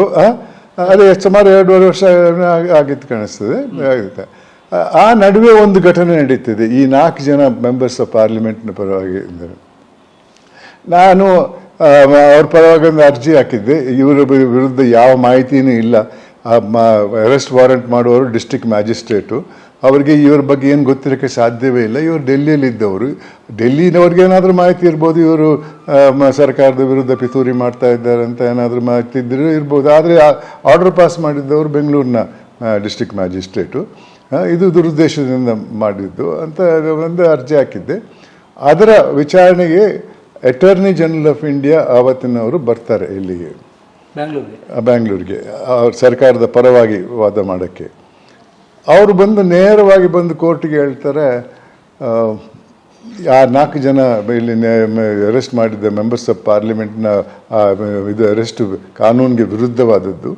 ನಾನು ಸರ್ಕಾರಕ್ಕೆ ಸಲಹೆ ಕೊಟ್ಟಿದ್ದೇನೆ, ಅವರನ್ನು ಖುಲಾಸೆ ಮಾಡಬೇಕು, ತುರ್ತುವಾಗಿ ಖುಲಾಸೆ ಮಾಡಬೇಕಂತ ನಾನು ಆದೇಶ ಕೊಟ್ಟಿದ್ದೇನೆ ಅಂತ ಹೇಳಿದ್ರಂತೆ ಕೋರ್ಟಿಗೆ. ನಾನಿದ್ದೆ ಕೋರ್ಟಲ್ಲಿ, ನನಗೆ ಹೇಳಿದರು. ಅವ್ರು ನನ್ನೇನು ಹೇಳೋಕ್ಕಿಲ್ಲ ಅಂತ ಮುಖ್ಯ ನ್ಯಾಯಾಧೀಶರು ಒಂದು ತೀರ್ಪು ಕೊಟ್ಟರು, ಅವರನ್ನು ಖುಲಾಸೆ ಮಾಡಿದ್ದಾರೆ ಅಂತ. ಅದರಿಂದ ಈ ಕೇಸು ಇಲ್ಲಿಗೆ ಮುಗೀತದೆ ಅಂತ ಹೇಳಿದರು. ಆವಾಗ ನಾನು ಕೋರ್ಟ್ ಪರ್ಮಿಷನ್ ತಗೊಂಡು ನಾನು ಅವ್ರನ್ನ ಜೈಲಲ್ಲಿ ಹೋಗಿ ನೋಡಿಬಿಟ್ಟು ಬರ್ತೇನೆ ಅಂತ ಅವ್ರು ಹೇಳಿ ಹೋಗಿ ಅಂತ ಹೇಳಿದರು. ಜೈಲಿಗೆ ಹೋದಾಗ ಜೈಲು ಸೂಪರಿಂಟೆಂಡೆಂಟ್ರು ನನಗೆ ಹೇಳ್ತಾರೆ, 12 ಗಂಟೆ ಹೊತ್ತಿಗೆ ಈ ಆದೇಶ ಬಂತು ಅವರನ್ನು ಬಿಟ್ಬಿಡ್ಬೇಕಂತ. ಇಲ್ಲಿಂದ ಖುಲಾಸೆ ಮಾಡಿದ್ವಿ. ಹೊರಗೆ ಹೋದ ತಕ್ಷಣ ಅಲ್ಲಿ ಡೆಲ್ಲಿ ಪೊಲೀಸರು ಕಾಯ್ತಾ ಇದ್ದರು. ಅವ್ರು ಬಂದು ಇವರನ್ನು ಬಂಧನಕ್ಕೆ ತಗೊಳ್ತಾರೆ, ಸ್ಪೆಷಲ್ ಪ್ಲೇನಿಗಲ್ಲಿ ಹಾಕ್ಕೊಂಡು ರೋಹ್ತಕ್ ಜೈಲಿಗೆ ಹರಿಯಾಣಕ್ಕೆ ಕಳಿಸ್ತಾರೆ ಇಲ್ಲಿ ಅಂತ. ನಾನು ನೇರವಾಗಿ ಹೈಕೋರ್ಟಿಗೆ ಬಂದುಬಿಟ್ಟು ಮುಖ್ಯ ನ್ಯಾಯಾಧೀಶರ ಕೋರ್ಟಿಗೆ ಹೇಳಿದೆ, ಸ್ವಾಮಿ ಇವರು ಹೇಳಿದ್ದು ಅರ್ಧ ಸತ್ಯ, ಅವ್ರು ಸಂಪೂರ್ಣ ವಿಚಾರ ನಿಮಗೆ ಹೇಳಿರಲಿಲ್ಲ ಅಂತ ಹೇಳಿದೆ. ಈ ರೀತಿ ಆಯಿತು. ಇವರು ಬಂದರು, ಆದೇಶ ಕೊಟ್ಟರು ಕೇಂದ್ರ ಸರ್ಕಾರದ. ಅವ್ರನ್ನ ಖುಲಾಸೆ ಮಾಡಿದಾಗ ಹೊರಗಡೆ ಡೆಲ್ಲಿ ಪೊಲೀಸರು ಕಾಯ್ತಾ ಇದ್ರು. ಅವರನ್ನು ಈ 4 ಜನನ ಮತ್ತೆ ಬಂಧನಕ್ಕೆ ತಗೊಂಡು ಒಂದು ಸ್ಪೆಷಲ್ ಪ್ಲೇನಲ್ಲಿ ಹಾಕಿ ಹರಿಯಾಣ ರೋಹ್ತಕ್ ಜೈಲಿಗೆ ಕಳಿಸಿದ್ದಾರಂತ. ಮುಖ್ಯ ನ್ಯಾಯಾಧೀಶಿಗೆ ಭಾಳ ಕೋಪ ಬಂತು, ಸಂಪೂರ್ಣ ಸತ್ಯ ಹೇಳಲಿಲ್ಲ ಈ ಅಟಾರ್ನಿ ಜನರಲ್ ಆಫ್ ಇಂಡಿಯಾ ಅಂತ ಹೇಳ್ಬಿಟ್ಟು. ಆವಾಗಲೇ ಒಂದು ಆರ್ಡರ್ ಡಿಕ್ಟೇಟ್ ಮಾಡಿದರು, ಆ 4 ಜನ ಡೆಟಿನ್ಯೂಸನ್ನು ವಾಪಸ್ ಬೆಂಗಳೂರು ಜೈಲಿಗೆ ತರಬೇಕು ನೀವು ಅಂತ. ಇಮಿಡಿಯೇಟ್ ಆ ಆದೇಶವನ್ನು ಪೂರೈಸೋಕ್ಕಾಗಿ ಅವರನ್ನು ವಾಪಸ್ ಕಳಿಸ್ಬೇಕಾಗಿ ಬಂತು. ಆವಾಗ ಅಟಲ್ ಬಿಹಾರಿ ವಾಜಪೇಯಿ ಅವರಿಗೆ ಸ್ವಲ್ಪ ಅನಾರೋಗ್ಯ ಆಗಿತ್ತು. ಅವರು all India institute of medical ಸೈನ್ಸಲ್ಲಿ ಇದ್ದರು, ಅವರು ಅಲ್ಲೇ ಇದ್ದುಬಿಟ್ರು. ಮಿಕ್ಕಿದ 3 ಜನ ಅದ್ವಾನಿಯವರು, ದಂಡವಟೆ ಮತ್ತು SN ಮಿಶ್ರಾ ಅವರು ವಾಪಸ್ ಬೆಂಗಳೂರಿಗೆ ಬರ್ತಾರೆ. ಮತ್ತು ಬೆಂಗಳೂರು ಜೈಲಲ್ಲಿ ಇದ್ದರು ಕೊನೆಯವರೆಗೂ, ಇದು ಮುಗಿಯುವವರೆಗೆ ಬೆಂಗಳೂರು ಜೈಲಲ್ಲಿ ಇದ್ದರು. ಈ ಹಿನ್ನೆಲೆಯಲ್ಲಿ ನನಗೆ ಇಂಥ ಹಿರಿಯ ರಾಜಕಾರಣಿಗಳ ಪರಿಚಯ ಆಯಿತು. 83ನೇ ಇಸ್ವಿಯಲ್ಲಿ ರಾಮಕೃಷ್ಣ ಹೆಗಡೆಯವರು ಮುಖ್ಯಮಂತ್ರಿ ಆಗ್ತಾರೆ. ಕನ್ನಡ ಗೋಕಾಕ್ ಚಳವಳಿ ಕಾಲ ಅದು. ಅದೇ ಮತ್ತು ಆವಾಗ ಅವರು ನನ್ನನ್ನು ರಾಜ್ಯದ ಅಡ್ವೊಕೇಟ್ ಜನರಲ್ ಆಗಿ ನೇಮಕ ಮಾಡ್ತಾರೆ. ನಾನಂತ ಬುದ್ಧಿವಂತಂತಲ್ಲ, ಆದರೆ ಕಷ್ಟ ಕಾಲದಲ್ಲಿ ಅವರಿಗೆ ಸಹಾಯ ಮಾಡಿದ್ದೇನೆ ಅನ್ನೋ ಕಾರಣಕ್ಕಾಗಿ ನನ್ನನ್ನು ಅಡ್ವೊಕೇಟ್ ಜನರಲ್ ಆಗಿ ನೇಮಕ ಮಾಡ್ತಾರೆ. 83ರಿಂದ 88ರವರೆಗೆ ನಾನು 84ರಿಂದ 88ರವರೆಗೆ ನಾನು ಕರ್ನಾಟಕದ ಅಡ್ವೊಕೇಟ್ ಜನರಲ್ ಆಗಿ ಕೆಲಸ ಮಾಡಿದೆ. ಅಷ್ಟೊತ್ತಿಗೆ ಕೆಲಸ ಚೆನ್ನಾಗೇ ಇತ್ತು. ಗಾಂಧಿನಗರ ಆಫೀಸ್ ಸ್ವಲ್ಪ ಚಿಕ್ಕದಾಗಿ ಆಯಿತು, ನನಗೆ ಒಂದು ರೂಮ್ ಇದ್ದದ್ದು. ನನ್ನ ಜೊತೆ 7 ಜನ ಜೂನಿಯರ್ಸ್ ಇದ್ದರು. ಆವಾಗ ನಾನು ಆ ಆಫೀಸನ್ನು ನನ್ನ ಜೂನಿಯರ್ಸಿಗೆ ಬಿಟ್ಕೊಟ್ಟೆ. ಹಿರಿಯರ ಪರಂಪರೆ, ಅದೇ ನೀವು ರನ್ ಮಾಡಿ ಅಂತ. ನಾನು ವಾಲ್ಟನ್ ರೋಡಲ್ಲಿ ಒಂದು ಮನೆ ಬಾಡಿಗೆ ತಗೊಂಡೆ 6,000 ರೂಪಾಯಿಗೆ. ಆವಾಗ 6,000 ಅಂದರೆ ದೊಡ್ಡ ಮೊತ್ತ ಆಗಿತ್ತು. ಇವತ್ತಿಗೆ ಅದೊಂದು ಲಕ್ಷ. ಇಂಡಿಪೆಂಡೆಂಟ್ ಇಲ್ಲ, ಅಷ್ಟೆಲ್ಲ 60,000 ಇರ್ಬೋದು ಕಾಣಿಸುತ್ತೆ. ಗ್ರೌಂಡ್ ಫ್ಲೋರು, ಫಸ್ಟ್ ಫ್ಲೋರ್ ಇದೆ, ಇಂಡಿಪೆಂಡೆಂಟ್ ಮನೆ. ಹೌದು, ಅಲ್ಲಿ ಆಫೀಸ್ ಶುರು ಮಾಡಿದೆ. ಆವಾಗ ನಾನು ಅಡ್ವೊಕೇಟ್ ಜನರಲ್ ಆಗಿದ್ದಾಗ ಸೋಲಿ ಸ್ವರಾಜ್ ಅನ್ನೋ ಒಬ್ಬ ಹಿರಿಯ ಲಾಯರು ಅವ್ರು ಬರ್ತಾಯಿದ್ರು ಕಂಪನಿಗಳ ಪರವಾಗಿ ವಾದ ಮಾಡೋಕ್ಕೆ. ನಾನು ಅವರನ್ನು ವಿರೋಧಿಸ್ತಾ ಇದ್ದೆ. ಅವ್ರಿಗೆ ನನ್ನ ಮೇಲೆ ಒಂದು ಅಭಿಮಾನ ಬಂತು ಕಾಣಿಸ್ತದೆ. 89ರಲ್ಲಿ ನಾನು ಯಾವಾಗ ರಾಜೀನಾಮೆ ಕೊಟ್ಟಿದ್ದೆ. 88ರಲ್ಲಿ ಪ್ರೈವೇಟ್ ಪ್ರಾಕ್ಟೀಸ್ ಮಾಡ್ತಾ ಇದ್ದೆ ಸೀನಿಯರ್ ಅಡ್ವೊಕೇಟ್ ಆಗಿ. ಸೊ ಇದು ಕ್ಷಮಿಸಿ, ಈ ಮಧ್ಯದಲ್ಲಿ ನೀವು ಅಟಾರ್ನಿ ಜನರಲ್ ಆಗಿದ್ದಾಗ ಪ್ರೈವೇಟ್ ಪ್ರಾಕ್ಟೀಸ್ ಮಾಡೋ ಹಾಗಿಲ್ಲ. ಅಟಾರ್ನಿ ಜನರಲ್ ಆಗಿದ್ದ, ಅದು ಸಾಲಿಸಿಟರ್ ಜನರಲ್ ಆಗಿದೆ ಡೆಲ್ಲಿಯಲ್ಲಿ. ಅದು ಇಲ್ಲಿ ಅಡ್ವೊಕೇಟ್ ಜನರಲ್ ಆಗಿದ್ದಾಗ ಮಾಡ್ಬೋದು, ಸರ್ಕಾರದ ವಿರುದ್ಧ ಮಾಡೋಕ್ಕಾಗಲ್ಲ. ಬೇರೆ ಖಾಸಗಿ ವಿವಾದದಲ್ಲಿ ವಕಾಲತ್ತು ಮಾಡ್ಬೋದು. ಆವಾಗ ಸರ್ಕಾರದ ವಕಾಲತ್ತಿತ್ತು, ಬೇರೆ ಕಂಪನಿಗಳ ಪರವಾಗಿ ಎಲ್ಲ ಅಪಿಯರ್ ಆಗ್ತಾ ಇದ್ದೆ ನಾನು. ಆ ವಿವಾದದಲ್ಲಿ ಸೋಲಿ ಸ್ವರಾಬ್ಜಿಯವರು ಬರ್ತಾಯಿದ್ರು ಡೆಲ್ಲಿಯಿಂದ ವಾದ ಮಾಡೋಕ್ಕೆ ಅಂತ. ನಮ್ಮ ಪರಿಚಯ ಆಯಿತು. ಅವ್ರಿಗೆ ನನ್ನ ಮೇಲೆ ಸ್ವಲ್ಪ ಅಭಿಮಾನ, ಸ್ವಲ್ಪ ಅಲ್ಲ ಭಾಳ ಇತ್ತು ಅಂತ ಹೇಳಬೇಕಾಗ್ತದೆ. ಯಾಕಂದರೆ 89ರಲ್ಲಿ ಅವರು ಅಟಾರ್ನಿ ಜನರಲ್ ಆಫ್ ಇಂಡಿಯಾ ಆಗ್ತಾರೆ. ಆವಾಗ ನಾನು ಬೇರೆ ಆಫೀಸ್ ಮಾಡಿದ್ದೆ. ನನಗೆ ಫೋನ್ ಮಾಡ್ತಾರೆ, ನೀನು ಡೆಲ್ಲಿಗೆ ಬರಬೇಕು ಪ್ರಾಕ್ಟೀಸ್ ಮಾಡೋಕ್ಕೆ ಅಂತ. ನಾನು ಹೇಳಿದೆ, ಡೆಲ್ಲಿಗೆ ಯಾಕೆ ಬರಬೇಕು, ನಾನು ಇಲ್ಲೇ ಸುಖವಾಗಿದ್ದೇನೆ, ನನಗೆ ಡೆಲ್ಲಿ ಬೇಡ. ಅಂಥ ಕೇಸ್ಗಳೇನಾದಿದ್ರೆ ಆ ಕೇಸ್ಗಾಗಿ ವಾದ ಮಾಡೋಕ್ಕೆ ಬರ್ತೇನೆ, ಮತ್ತು ವಾಪಸ್ ಬರ್ತೇನೆ ಅಂತ. ಇಲ್ಲೆಲ್ಲ ಕರ್ನಾಟಕದಿಂದ ಇಷ್ಟರವರೆಗೆ ಯಾರೂ ಡೆಲ್ಲಿಗೆ ಸುಪ್ರೀಂ ಕೋರ್ಟ್ ಲಾ ಆಫೀಸರ್ ಆಗಿ ಬಂದಿಲ್ಲ, ನೀನು ಮೊದಲನೇ ಅವನು, ಬಾ, ಇಷ್ಟ ಇಲ್ಲದೇ ಇದ್ದರೆ ಮತ್ತೆ ರಾಜೀನಾಮೆ ಕೊಟ್ಟು ವಾಪಸ್ ಬರ್ಬೋದು ನನಗೆ ಅಂತ ಹೇಳಿದ್ರು. ಆವಾಗ ಕರ್ನಾಟಕದಿಂದ ಮೊದಲನೇ ಅವನು ಅನ್ನೋದಕ್ಕೆ ಸ್ವಲ್ಪ ಉತ್ಸಾಹ ಜಾಸ್ತಿ ಆಯಿತು ನನಗೆ. ನಾನು ಮಿಸ್ಸಸ್ಗೆ ಹೇಳಿದೆ, ನಾನು ಸ್ವಲ್ಪ ತಿಂಗಳಿಗೆ ಹೋಗ್ತೇನೆ ಡೆಲ್ಲಿಗೆ, ಮತ್ತು ಅಲ್ಲಿ ರಾಜೀನಾಮೆ ಕೊಟ್ಟು ಬರ್ತೇನೆ, ಇಲ್ಲೇ ಪ್ರಾಕ್ಟೀಸ್ ಮಾಡ್ತೇನೆ, ಮನೆ ಮಾಡಲ್ಲ, ನಾನು ಕರ್ನಾಟಕ ಭವನದಲ್ಲೇ ಇರ್ತೇನೆ ಅಂತ ಅವಳಿಗೆ ಹೇಳಿದೆ. ಅವಳು ಒಪ್ಕೊಂಡ್ರು. ಮತ್ತು ನಾನು ಡೆಲ್ಲಿಗೆ ಹೋದೆ ಪ್ರಾಕ್ಟೀಸ್ ಮಾಡೋಕ್ಕೆ. ಆ ಇದರಲ್ಲಿ additional solicitor general of India ಅಂತ ಆ ಹುದ್ದೆಗೆ ಹೋದೆ. ಅಲ್ಲಿ ನಿಮ್ಮ ಸೋಲಿ ಸ್ವರಾಬ್ಜಿಯವರ ನೆಕ್ಸ್ಟ್ ಪೋಸ್ಟ್ ಸಾಲಿಸಿಟರ್ ಜನರಲ್, ಅದರ next post additional solicitor general of India. ಅದರಲ್ಲಿ 4 ಪೋಸ್ಟ್ ಇತ್ತು. ನಾನು ಮೊದಲನೇ ನಂಬರ್ 1 ASG. ಕಪಿಲ್ ಸಿಬಲ್ ಅಂತ ಇವಾಗ ಕಾಂಗ್ರೆಸ್ ಪರವಾಗಿ ವಾದ ಮಾಡ್ತಾರೆ, ಅವರು ASG 2 ಆಗಿದ್ದರು. ಮತ್ತು ಪ್ರಶಾಂತ್ ಗೋಸ್ವಾಮಿ ಅಂತ ಅಸ್ಸಾಂನವರು ಒಬ್ಬರು ಇದ್ದರು, ಅವರು ASG 3 ಆಗಿದ್ದರು. ಮತ್ತು ಅರುಣ್ ಜೇಟ್ಲಿ ಅವರು ASG 4 ಆಗಿದ್ದರು. ಅವರು ವಯಸ್ಸಲ್ಲಿ ಭಾಳ ಚಿಕ್ಕವರಾಗಿದ್ದರು, ASG 4 ಆಗಿದ್ದರು. ಸೊಲಿಸಿಟರ್ ಜನರಲ್ ಅಶೋಕ್ ದೇಸಾಯಿ ಅಂತ ಗುಜರಾತ್ನವರಿದ್ದರು. ಅಟಾರ್ನಿ ಜನರಲ್ ಸೋಲಿ ಸ್ವರಾಬ್ಜಿ ಅವರು ಬಾಂಬೆಯವರು ಆಗಿದ್ದರು.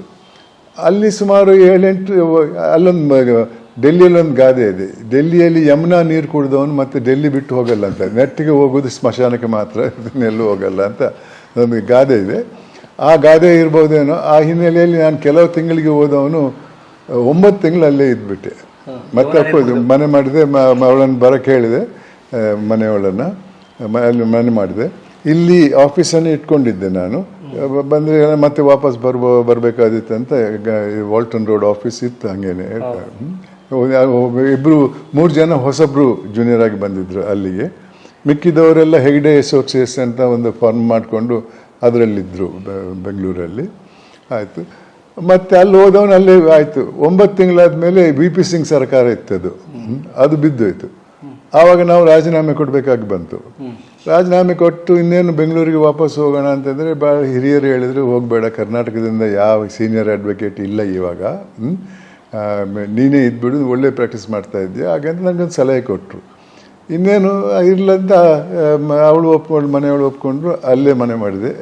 ಒಂದು 10,000 ರೂಪಾಯಿಗೆ ಒಂದು ಫ್ಲ್ಯಾಟ್ ತಗೊಂಡು ಬಾಡಿಗೆಗೆ ಅಲ್ಲಿ ಮನೆ ಮಾಡಿದೆ. ನಾನು ಪ್ರಾಕ್ಟೀಸ್ ಶುರು ಮಾಡಿದೆ. ಚೆನ್ನಾಗಿತ್ತು. ಯಾಕಂದರೆ ನಾನು ಎಡಿಷನಲ್ ಸೊಲಿಸಿಟರ್ ಜನರಲ್ ಆಗುವಾಗ ಕೇಂದ್ರ ಸರ್ಕಾರದ ಪರವಾಗಿ ನಾನು ಭಾರತದ ಸುಮಾರು ಹೈಕೋರ್ಟ್ಗಳಲ್ಲೆಲ್ಲ ನಾನು ಅವರ ಸರ್ಕಾರ ಪರವಾಗಿ ಹೋಗ್ತಾ ಇದ್ದೆ ವಾದ ಮಾಡೋಕ್ಕೆ. ಮತ್ತು ಅಲ್ಲಿನ ಲಾಯರ್ಸ್ಗಳ ಪರಿಚಯ ಆಗ್ತಾ ಬಂತು. ಅಸ್ಸಾಮು, ಕಲ್ಕತ್ತಾ, ಒಡಿಸ್ಸಾ, ಮುಂಬೈ ಇವ್ರದ್ದೆಲ್ಲ ಪರಿಚಯ ಆಗ್ತಾ ಬಂತು. ನಾನು ರಿಸೈನ್ ಮಾಡಿದ್ಮೇಲೆ ಅವ್ರು ನನಗೆ ಸಹಾಯ ಮಾಡೋಕ್ಕೆ ಶುರು ಮಾಡಿದ್ರು. ಕೇಸ್ಗಳನ್ನು ಕಳಿಸ್ತಾಯಿದ್ರು. ಅದರಿಂದ ಪ್ರಾಕ್ಟೀಸ್ ಚೆನ್ನಾಗೇ ಇತ್ತು. ಒಂದೇ ವರ್ಷದಲ್ಲಿ 10,000 ಬಾಡಿಗೆ ಮನೆ ಬಿಟ್ಬಿಟ್ಟು 40,000 ಒಂದು ಮನೆಗೆ ಇಂಡಿಪೆಂಡೆಂಟ್ ಮನೆಗೆ ಹೋದೆ. ಹೋಗಿ ಮನೆ ದೊಡ್ಡ ಮನೆ 5 ಬೆಡ್ರೂಮ್ ಇತ್ತು, ಒಂದು ಬೇಸ್ಮೆಂಟಲ್ಲಿ ದೊಡ್ಡ ಆಫೀಸ್ ಎಲ್ಲ ಇತ್ತು. ಹೌದು, ಗ್ರೇಟರ್ ಕೈಲಾಶಲ್ಲಿ ಮನೆ ಮತ್ತು ಆಫೀಸ್ ಮಾಡಿದ್ದೆ. ಪ್ರಾಕ್ಟೀಸ್ ಭಾಳ ಚೆನ್ನಾಗಿ ಇತ್ತು. ಇದು 90ರಲ್ಲಿರಬೇಕು, 91ರಲ್ಲಿರಬೇಕು. ಇಲ್ಲಿ ಆಫೀಸ್ ಮತ್ತೆ ಬಿಟ್ಬಿಟ್ಟೆ ನಾನು. ಅಲ್ಲಿ ಆಫೀಸ್ ಮಾಡಿದ ಮೇಲೆ ಇಲ್ಲಿ ಬೇಡ ಅಂತ ಜೂನಿಯರ್ಸ್ ಅವ್ರಿಗೆಲ್ಲ ಆಫೀಸ್ ಕೊಟ್ಟಿದ್ದೆಲ್ಲ, ಅವರಷ್ಟಕ್ಕೆ ನೋಡ್ತಾ ಇದ್ರು. ನಾನು ಇಲ್ಲಿ ಮನೆ ವಾಪಸ್ ಕೊಟ್ಟೆ ಅವ್ರಿಗೆ, ಓನರ್ಗೆ. ಮತ್ತು ಅಲ್ಲಿ ಪ್ರಾಕ್ಟೀಸ್ ಮಾಡ್ತಾ ಇದ್ದೆ 98ರವರೆಗೆ, 91ರಿಂದ 98ರವರೆಗೆ ಪ್ರಾಕ್ಟೀಸ್ ಮಾಡ್ತಾ ಇದ್ದೆ ಅಲ್ಲಿ ಡೆಲ್ಲಿಯಲ್ಲಿ. ಚೆನ್ನಾಗಿತ್ತು. ಕೊನೆಗೆ ಆ ಮನೆಗೆ 80,000 ಆಯಿತು ಬಾಡಿಗೆ. 40,000 ಇದ್ದದ್ದು 80,000 ಆಯಿತು. ಆದರೂ ನನ್ನ ಆರ್ಥಿಕ ಪರಿಸ್ಥಿತಿ ಚೆನ್ನಾಗಿತ್ತು, ಕೊಡ್ತಾ ಇದ್ದೆ. ಆವಾಗ ವಾಜಪೇಯಿ ಅವರು ಪ್ರಧಾನಮಂತ್ರಿ ಆಗ್ತಾರೆ 98ಅಲ್ಲಿ. 98ಅಲ್ಲಿ ಅವರು ನನ್ನನ್ನು ಸೊಲಿಸಿಟರ್ ಜನರಲ್ ಆಫ್ ಇಂಡಿಯಾ ಮಾಡ್ತಾರೆ. ಇದು ಕೂಡ ಅವರು ಹಿಂದೆ ಮಾಡಿದ ಸಹಾಯಕ್ಕಾಗಿ ಇರಬೇಕು ಕಾಣಿಸ್ತದೆ. Solicitor general. ನಾನು ಇಷ್ಟವರೆಗೆ ಕರ್ನಾಟಕದಿಂದ ನಾನು ಒಬ್ಬನೇ, ಇಷ್ಟವರೆಗೆ ಇನ್ಯಾರೂ ಆಗಿಲ್ಲ ಕರ್ನಾಟಕದಿಂದ. Even today additional solicitor general ಆಗಿದ್ದಾರೆ, ಬಟ್ ಸೊಲಿಸಿಟರ್ ಜನರಲ್ ಯಾರೂ ಆಗಿಲ್ಲ. ನಾನೊಬ್ಬನೇ. I am the first and as of now I am the only person solicitor general. Solicitor general ಆಗಿ 10 ತಿಂಗಳು ಕೆಲಸ ಮಾಡಿದಾಗ ಮುಖ್ಯ ನ್ಯಾಯಾಧೀಶರು ನನ್ನನ್ನು ಕರೀತಾರೆ, ಬಾ ನೀನು ನ್ಯಾಯಾಧೀಶನಾಗಿ ಬಾ ಅಂತ. ಆ ನ್ಯಾಯಾಧೀಶರ ಸಂಬಳ 50,000. ಅಫ್ಕೋರ್ಸ್ ಸೌಲಭ್ಯಗಳಿತ್ತು, ಫ್ರೀ ಮನೆ, ಕಾರು, ಸರ್ವೆಂಟು ಎಲ್ಲ ಇತ್ತು. ಆದರೂ ಕೂಡ ಆ ಸಂಬಳಕ್ಕೂ ಈ ಆದಾಯಕ್ಕೂ ಭಾಳ ವ್ಯತ್ಯಾಸ ಇತ್ತು. ಸಾಲಿಸಿಟರ್ ಜನರಲ್ಗೆ ಸಂಬಳ ಅಂತ ಜಾಸ್ತಿ ಇಲ್ಲ, ಪರ್ ಕೇಸ್ಗೆ ಅಂತ ಕೊಡ್ತಾ ಇದ್ರು. ಅದ್ರ ಜೊತೆ ನನಗೆ ಬೇರೆ ಕೇಸ್ಗಳು ಬರ್ತಾ ಇದ್ವು. ಗೌರ್ಮೆಂಟ್ ಅಷ್ಟೇ. ಖಾಸಗಿಗಳ ಬಗ್ಗೆ ಅಪೇರ್ ಆಗ್ಬೋದು, ಸರ್ಕಾರದ ವಿರುದ್ಧ ಅಲ್ಲದಿದ್ರೆ ಯಾವ ಕೇಸಲ್ಲಿ ಅಪೇರ್ ಆಗ್ಬೋದು. ಅದು ಆ ಹುದ್ದೆ ಇದ್ರಿಂದ ಭಾಳ ಜನ ಬನ್ನಿ ನೀವು ನಮ್ಮ ಕೇಸ್ ವಾದ ಮಾಡಿ ಅಂತ ಎಲ್ಲ ಕರಿತಾ ಇದ್ರು. ಅದರಿಂದಾಗಿ ಆದಾಯ ಭಾಳ ಇಷ್ಟ ನನಗೆ. ಅದಕ್ಕೆ ನನಗೆ ಇಷ್ಟ ಇರಲಿಲ್ಲ. ಆದರೆ ನನ್ನ ತಾಯಿಗೆ ಗೊತ್ತಾಯಿತು ನನಗೆ ಇಂಥ ಒಂದು ಆಪರ್ಚುನಿಟಿ ಬಂದಿದೆ, ಆದರೆ ನಾನು ತಗೊಳ್ಳಲ್ಲ ಅಂತ ಗೊತ್ತಾಯಿತು. ನನಗೆ ಮಕ್ಕಳು ಇಲ್ಲ. ಅವಾಗ ಅಂತ ಹೇಳಿದ್ರೆ ಯಾಕಪ್ಪ ತಗೊಳ್ಳಲ್ಲ ಅಂತ. ನಾನು ಹೇಳಿದೆ, ಅಮ್ಮ 50,000 ಸಂಬಳ ಯಾರಿಗೆ ಬೇಕಂತ. ಆವಾಗ ಅವ್ರು ಹೇಳಿದ ಮಾತು ಇವತ್ತಿಗೂ, ನಿನ್ನ ತಂದೆಯವರಿಗೆ ಸುಪ್ರೀಂ ಕೋರ್ಟ್ ನ್ಯಾಯಾಧೀಶರಾಗಿದ್ದಾಗ 4,000 ಸಂಬಳ, 6 ಮಕ್ಕಳಿಗೆ ವಿದ್ಯೆ ಕೊಟ್ಟರು, ಹೊಟ್ಟೆಗೆ ಹಾಕಿದ್ರು. ಯಾವತ್ತೂ ಹಣ ಸೇವ್ ಮಾಡಲಿಕ್ಕೆ ಆಗಲಿಲ್ಲ ಅವ್ರಿಗೆ. ಆದರೂ ಕೂಡ ಸೇವೆ ಮಾಡಬೇಕನ್ನೋ ಒಂದೇ ಹಿನ್ನೆಲೆಯಲ್ಲಿ ಅದನ್ನು ಅವರು ಒಪ್ಕೊಂಡಿದ್ರು. ನಿನಗೆ 50,000 ಬರ್ತದೆ, 50,000 ಬೆಲೆ ಯಾವತ್ತೂ ಅಷ್ಟೇ ಇರಲಿಲ್ಲ. ನಿನಗೇನು ದುರಾಸೆ, ನನಗೆ ಮಕ್ಕಳೂ ಇಲ್ಲ ಇಂಥ ಬುದ್ಧಿವಾದ ಹೇಳಿದರು. ಅದನ್ನೆಲ್ಲ ಕೇಳಿ ನನಗೂ ಒಂದು ರೀತಿಯ ಮನಸ್ಸಲ್ಲಿ ಬದಲಾವಣೆ ಬಂತು. ನನ್ನ ಮನೆಯೊಳನ್ನು ಕೇಳಿದೆ, ಹೋಗ್ಲಾ ನ್ಯಾಯಾಧೀಶರಾಗಿ ಹೋಗಿ ಅಂತ ಹೇಳಿದರು. ಮತ್ತು ನಾನು ನ್ಯಾಯಾಧೀಶ ಹುದ್ದೆಗೆ ಒಪ್ಕೊಂಡೆ. ಆವಾಗಲೇ ನನಗೆ ಹೇಳಿದ್ದಾರೆ, ನೀನು ಮುಖ್ಯ ನ್ಯಾಯಾಧೀಶನ ಆಗಲ್ಲ ಅಂತ. ನನ್ನ ತಂದೆಯವರು ಆಗಿಲ್ಲ, ಅವ್ರು ಆಗಬೇಕಾಗಿತ್ತು, ಆಗಿಲ್ಲ. ನನಗೆ ಆಗಲ್ಲ ಅಂತ ಗೊತ್ತಾಯ್ತು. ನನಗಿಂತ ಕಿರಿಯವರು ಒಬ್ಬರು ನ್ಯಾಯಾಧೀಶರಾಗಿದ್ದರು ಇಲ್ಲಿ ಅಂತ ಆಗಿಲ್ಲ. ಆದರೂ ಪರವಾಗಿಲ್ಲ, ತಾಯಿ ಹೇಳಿದ್ರಲ್ಲ ಅಂತ ನ್ಯಾಯಾಧೀಶನಾದೆ 99ರಲ್ಲಿ. ಜಸ್ಟಿಸ್ ಆಫ್ ಸುಪ್ರೀಂ ಕೋರ್ಟ್ ನೇರ ಡೈರೆಕ್ಟ್ ಆಗಿ. ಆವಾಗ ನಾನಾದಾಗ ಹಿಸ್ಟ್ರಿ ಆಫ್ ಸುಪ್ರೀಂ ಕೋರ್ಟಲ್ಲಿ ಬರೀ 4 ಜನ, ನಾನು 4ನೇ ಅವನು. ಅದಕ್ಕೆ ನನಗಿಂತ ಮೊದಲು ಬರೀ 3 ಜನ. 50ನೇ ಇಸ್ವಿಯಲ್ಲಿ ಸುಪ್ರೀಂ ಕೋರ್ಟ್ ಸ್ಥಾಪನೆ ಆದದ್ದು. ನಾನು ಹೋದಾಗ 3 ಜನ ಮೊದಲಾಗಿದ್ದು, ನಾನು 4ನೇವನಾಗಿದ್ದೆ. ಅದನ್ನು ಆಯಿತು, ಅಲ್ಲಿ ಹೋದೆ. ಮತ್ತು ನನ್ನ ಜವಾಬ್ದಾರಿ ನಿಭಾಯಿಸಿದ್ದೇನೆ 99ರಿಂದ 2005ರವರೆಗೆ, 6 ವರ್ಷ. ಹೌದು. ಮತ್ತು ನಿವೃತ್ತನಾದಾಗ ಮುಖ್ಯ ನ್ಯಾಯಾಧೀಶರು ಹೇಳಿದರು, ನೀನು ವಾಪಸ್ ಹೋಗಬಾರ್ದು, ಇಲ್ಲೇ ಇನ್ನೊಂದು ಹುದ್ದೆಗೆ ನೀನು ಇರಬೇಕಂತ. ನಾನು ಆಗಲಿ ಅಂತ ಹೇಳಿದೆ. ಮತ್ತು TDSAT ಅಂತ, ಟೆಲಿಕಮ್ಯುನಿಕೇಷನ್ ಡಿಸ್ಪ್ಯೂಟ್ಸ್ ಅಪೆಲೇಟ್ ಟ್ರೈಬ್ಯುನಲ್ ಅಂತ, ಆವಾಗ ಹೊಸದಾಗಿ ಸೆಲ್ ಫೋನ್ಗಳೆಲ್ಲ ಬಂದಿದ್ವು. 2005-06. ಹೌದು. ಆ ಡಿಸ್ಪ್ಯೂಟೆಲ್ಲ ಇದ್ದರೆ ಅದಕ್ಕೆ ಸೆಟಲ್ಮೆಂಟಿಗೆ ಅಂತ ಒಂದು ಸಂಸ್ಥೆ ಇತ್ತು. ಅದರ ಮುಖ್ಯಸ್ಥನಾಗಿ ಅದು 3 ವರ್ಷದ ಕೆಲಸ ಆಗಿತ್ತು. ಅದಕ್ಕೆ ಒಪ್ಕೊಂಡೆ. 1 ವರ್ಷ ಕೆಲಸ ಮಾಡ್ತಾ ಇದ್ದಾಗ ಕರ್ನಾಟಕದ ಮುಖ್ಯಮಂತ್ರಿ ಒಬ್ಬರು ನನಗೆ ಫೋನ್ ಮಾಡಿದರು. ಕರ್ನಾಟಕ ಲೋಕಾಯುಕ್ತ ಹುದ್ದೆ ಖಾಲಿಯಾಗಿದೆ, ನೀವು ಬರಬೇಕು ಅಂತ ಹೇಳಿದ್ರು. ನನಗೂ ಬೆಂಗಳೂರಿಗೆ ಬರಬೇಕಂತ ಇಷ್ಟ ಇತ್ತು. 18 ವರ್ಷ ಆಗಿತ್ತು ನಾನು ಹೋಗಿ. 89ರಿಂದ 2006 ಆಗಿತ್ತು ಅವಾಗ. ಅಲ್ಲಿ ರಾಜೀನಾಮೆ ಕೊಟ್ಟು ಇಲ್ಲಿ ನ್ಯಾಯಾಧೀಶನಾಗಿ ಬಂದೆ. ಈ ಸಂಸ್ಥೆಯ ಬಗ್ಗೆ ನನಗೆ ಸ್ವಲ್ಪ ಮಾಹಿತಿ ಇತ್ತು. 86ನೇ ಇಸ್ವಿಯಲ್ಲಿ ನಾನು ಅಡ್ವೊಕೇಟ್ ಜನರಲ್ ಆಗಿದ್ದಾಗ ಈ ಕಾಯ್ದೆ ಪಾಸ್ ಆಯಿತು, ಲೋಕಾಯುಕ್ತ ಕಾಯ್ದೆ ಆ್ಯಕ್ಟು. ಅದರ ಅಧ್ಯಯನ ನಾನು ಮಾಡಿದ್ದೆ. ಯಾಕೆಂದರೆ ಕೋರ್ಟಿಗೆ ಏನಾದರೂ ಕೇಸ್ ಹಾಕಿದರೆ ಅದರ ಪರವಾಗಿ ನಾನು ವಾದ ಮಾಡಬೇಕಾಗಿತ್ತು ಅಡ್ವೊಕೇಟ್ ಜನರಲ್ ಆಗಿ. ಅದರ ಇದು ಗೊತ್ತು ನನಗೆ, ಹಿನ್ನೆಲೆ ಗೊತ್ತಿತ್ತು ಇದನ್ನು. 2006ರಲ್ಲಿ 1986ರಲ್ಲಿ ಮೊದಲನೇ ಲೋಕಾಯುಕ್ತ ಸಂಸ್ಥೆ ಅಸ್ತಿತ್ವಕ್ಕೆ ಬಂದಿತ್ತು. ಆದರೆ ಏನು ಮಾಡಿದ್ರು ಇವ್ರ ಬುದ್ಧಿವಂತಿಕೆಯಿಂದ, ನಾನೊಬ್ಬ ಭಾಷಾವಾದಿ ಅಲ್ಲ, ಆದರೂ ಕೂಡ ಈ ಹುದ್ದೆಗೆ, ಲೋಕಾಯುಕ್ತ ಹುದ್ದೆಯ ಜವಾಬ್ದಾರಿ ಏನಂದರೆ ಆಡಳಿತೆಯಿಂದ ಜನರಿಗಾಗುವಂಥ ಅನ್ಯಾಯಕ್ಕೆ ಪರಿಹಾರ ಕೊಡಿಸೋದು ಒಂದು. ಎರಡನೇದ್ದು ಲೋಕಾಯುಕ್ತ ಪೊಲೀಸರ ಮುಖಾಂತರ ಭ್ರಷ್ಟಾಚಾರದ ವಿರುದ್ಧ ಹೋರಾಟ ಮಾಡುವುದು. ಎರಡು ಅಧಿಕಾರ ಇದ್ದದ್ದು. ಅದಕ್ಕೆ ನನ್ನ ಅನಿಸಿಕೆಯಲ್ಲಿ ಲೋಕ ಆಯುಕ್ತ ಅಂದರೆ ಜನರ ಕಮಿಷನರು. ಆತನಿಗೆ ಜನರ ಜೊತೆ ಸಂಪರ್ಕ ಇಟ್ಕೊಂಡು ಸಂವಾದ ಮಾಡುವಂಥ ಶಕ್ತಿ ಇರಬೇಕಾಗ್ತದೆ. ಅದಕ್ಕೆ ಕನ್ನಡದ ಅರಿವು ಬೇಕು. ಅದರ ಈ ಮೊದಲನೇ ಲೋಕಾಯುಕ್ತರನ್ನು ಪಂಜಾಬಿಂದ ಕರ್ಕೊಂಡು ಬರ್ತಾರೆ. ಒಂದು, ಅವರು ನ್ಯಾಯಾಧೀಶರಾಗಿದ್ದವರು. ಎರಡನೇದು, ಮಾತಾಡಬೇಕಾದ್ರೂ ಮಾತಾಡೋಕ್ಕೆ ಸಾಧ್ಯ ಇಲ್ಲ, ಭಾಷೆ ಬರೋಲ್ಲ. ಅದನ್ನು ಯಾರಾದರೂ ಲೋಕಾಯುಕ್ತದ ಹತ್ರ ಹೋಗಿ ದೂರು ಕೊಡೋಕ್ಕೆ ಹೋಗಿದರೆ ಅವ್ರ ಹತ್ರ ಹೋಗಿ, ಇವ್ರ ಹತ್ರ ಹೋಗಿ, ಅಲ್ಲೋಗಿ ಇಲ್ಲೋಗಿ ಅಂತ ಹೇಳೋರು ಹೊರತು ತಾನು ವೈಯಕ್ತಿಕವಾಗಿ ಅವರ ಸಮಸ್ಯೆಯನ್ನು ಕೇಳ್ತಾ ಇರಲಿಲ್ಲ. ಅದರಿಂದ ಜನರಿಗೆ ಅಷ್ಟೊಂದು ಆಸಕ್ತಿ ಇರಲಿಲ್ಲ ಈ ಸಂಸ್ಥೆಯ ಮೇಲೆ. 1986ರಿಂದ 5 ವರ್ಷ ಒಬ್ಬರು ಪಂಜಾಬ್ನವರು ಲೋಕಾಯುಕ್ತರಾದರು. ತದನಂತರ ವೆಸ್ಟ್ ಬೆಂಗಾಲಿಂದ ಒಬ್ಬರನ್ನು ಕರ್ತಂದರು, ಪೈನೆ ಅಂತ. ಅವರೊಂದು 5 ವರ್ಷ ಇದ್ದರು. ಮತ್ತೆ ಒಬ್ಬರು ನಮ್ಮೂರವರೇ, ಕರ್ನಾಟಕದವರೇ.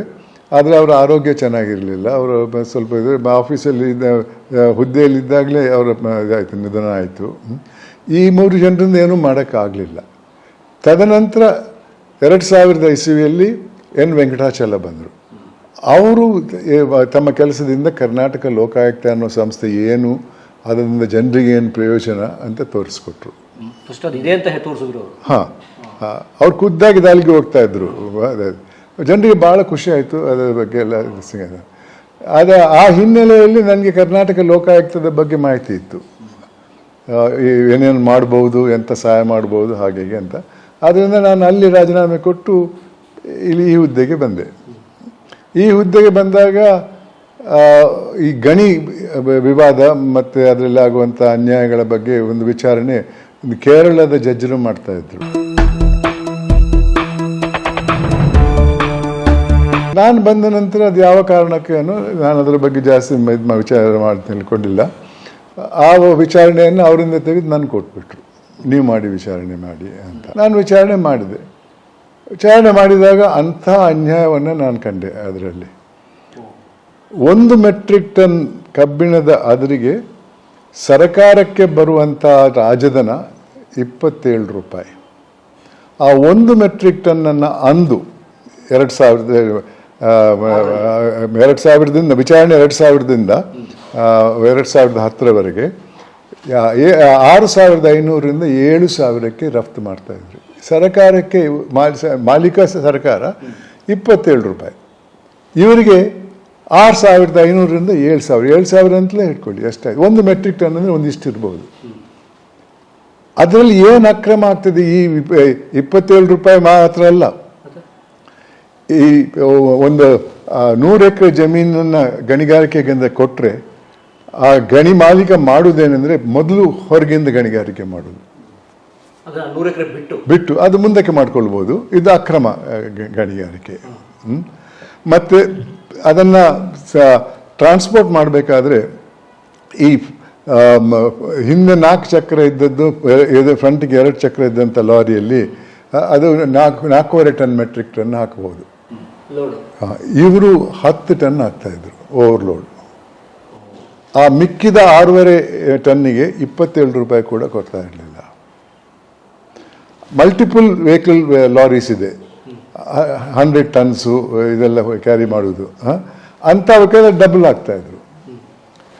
ಆ ಹಿನ್ನೆಲೆಯಲ್ಲಿ ಒಂದು ದಿವಸ ಲೋಕಾಯುಕ್ತ ಅಧಿಕಾರಿಗಳು ನಾನು ಬಂದು ವಿಚಾರಣೆ ಮಾಡ್ತಾ ಇರುವಾಗ 90 ಲಾರಿಯನ್ನು ಸೀಸ್ ಮಾಡ್ತಾರೆ.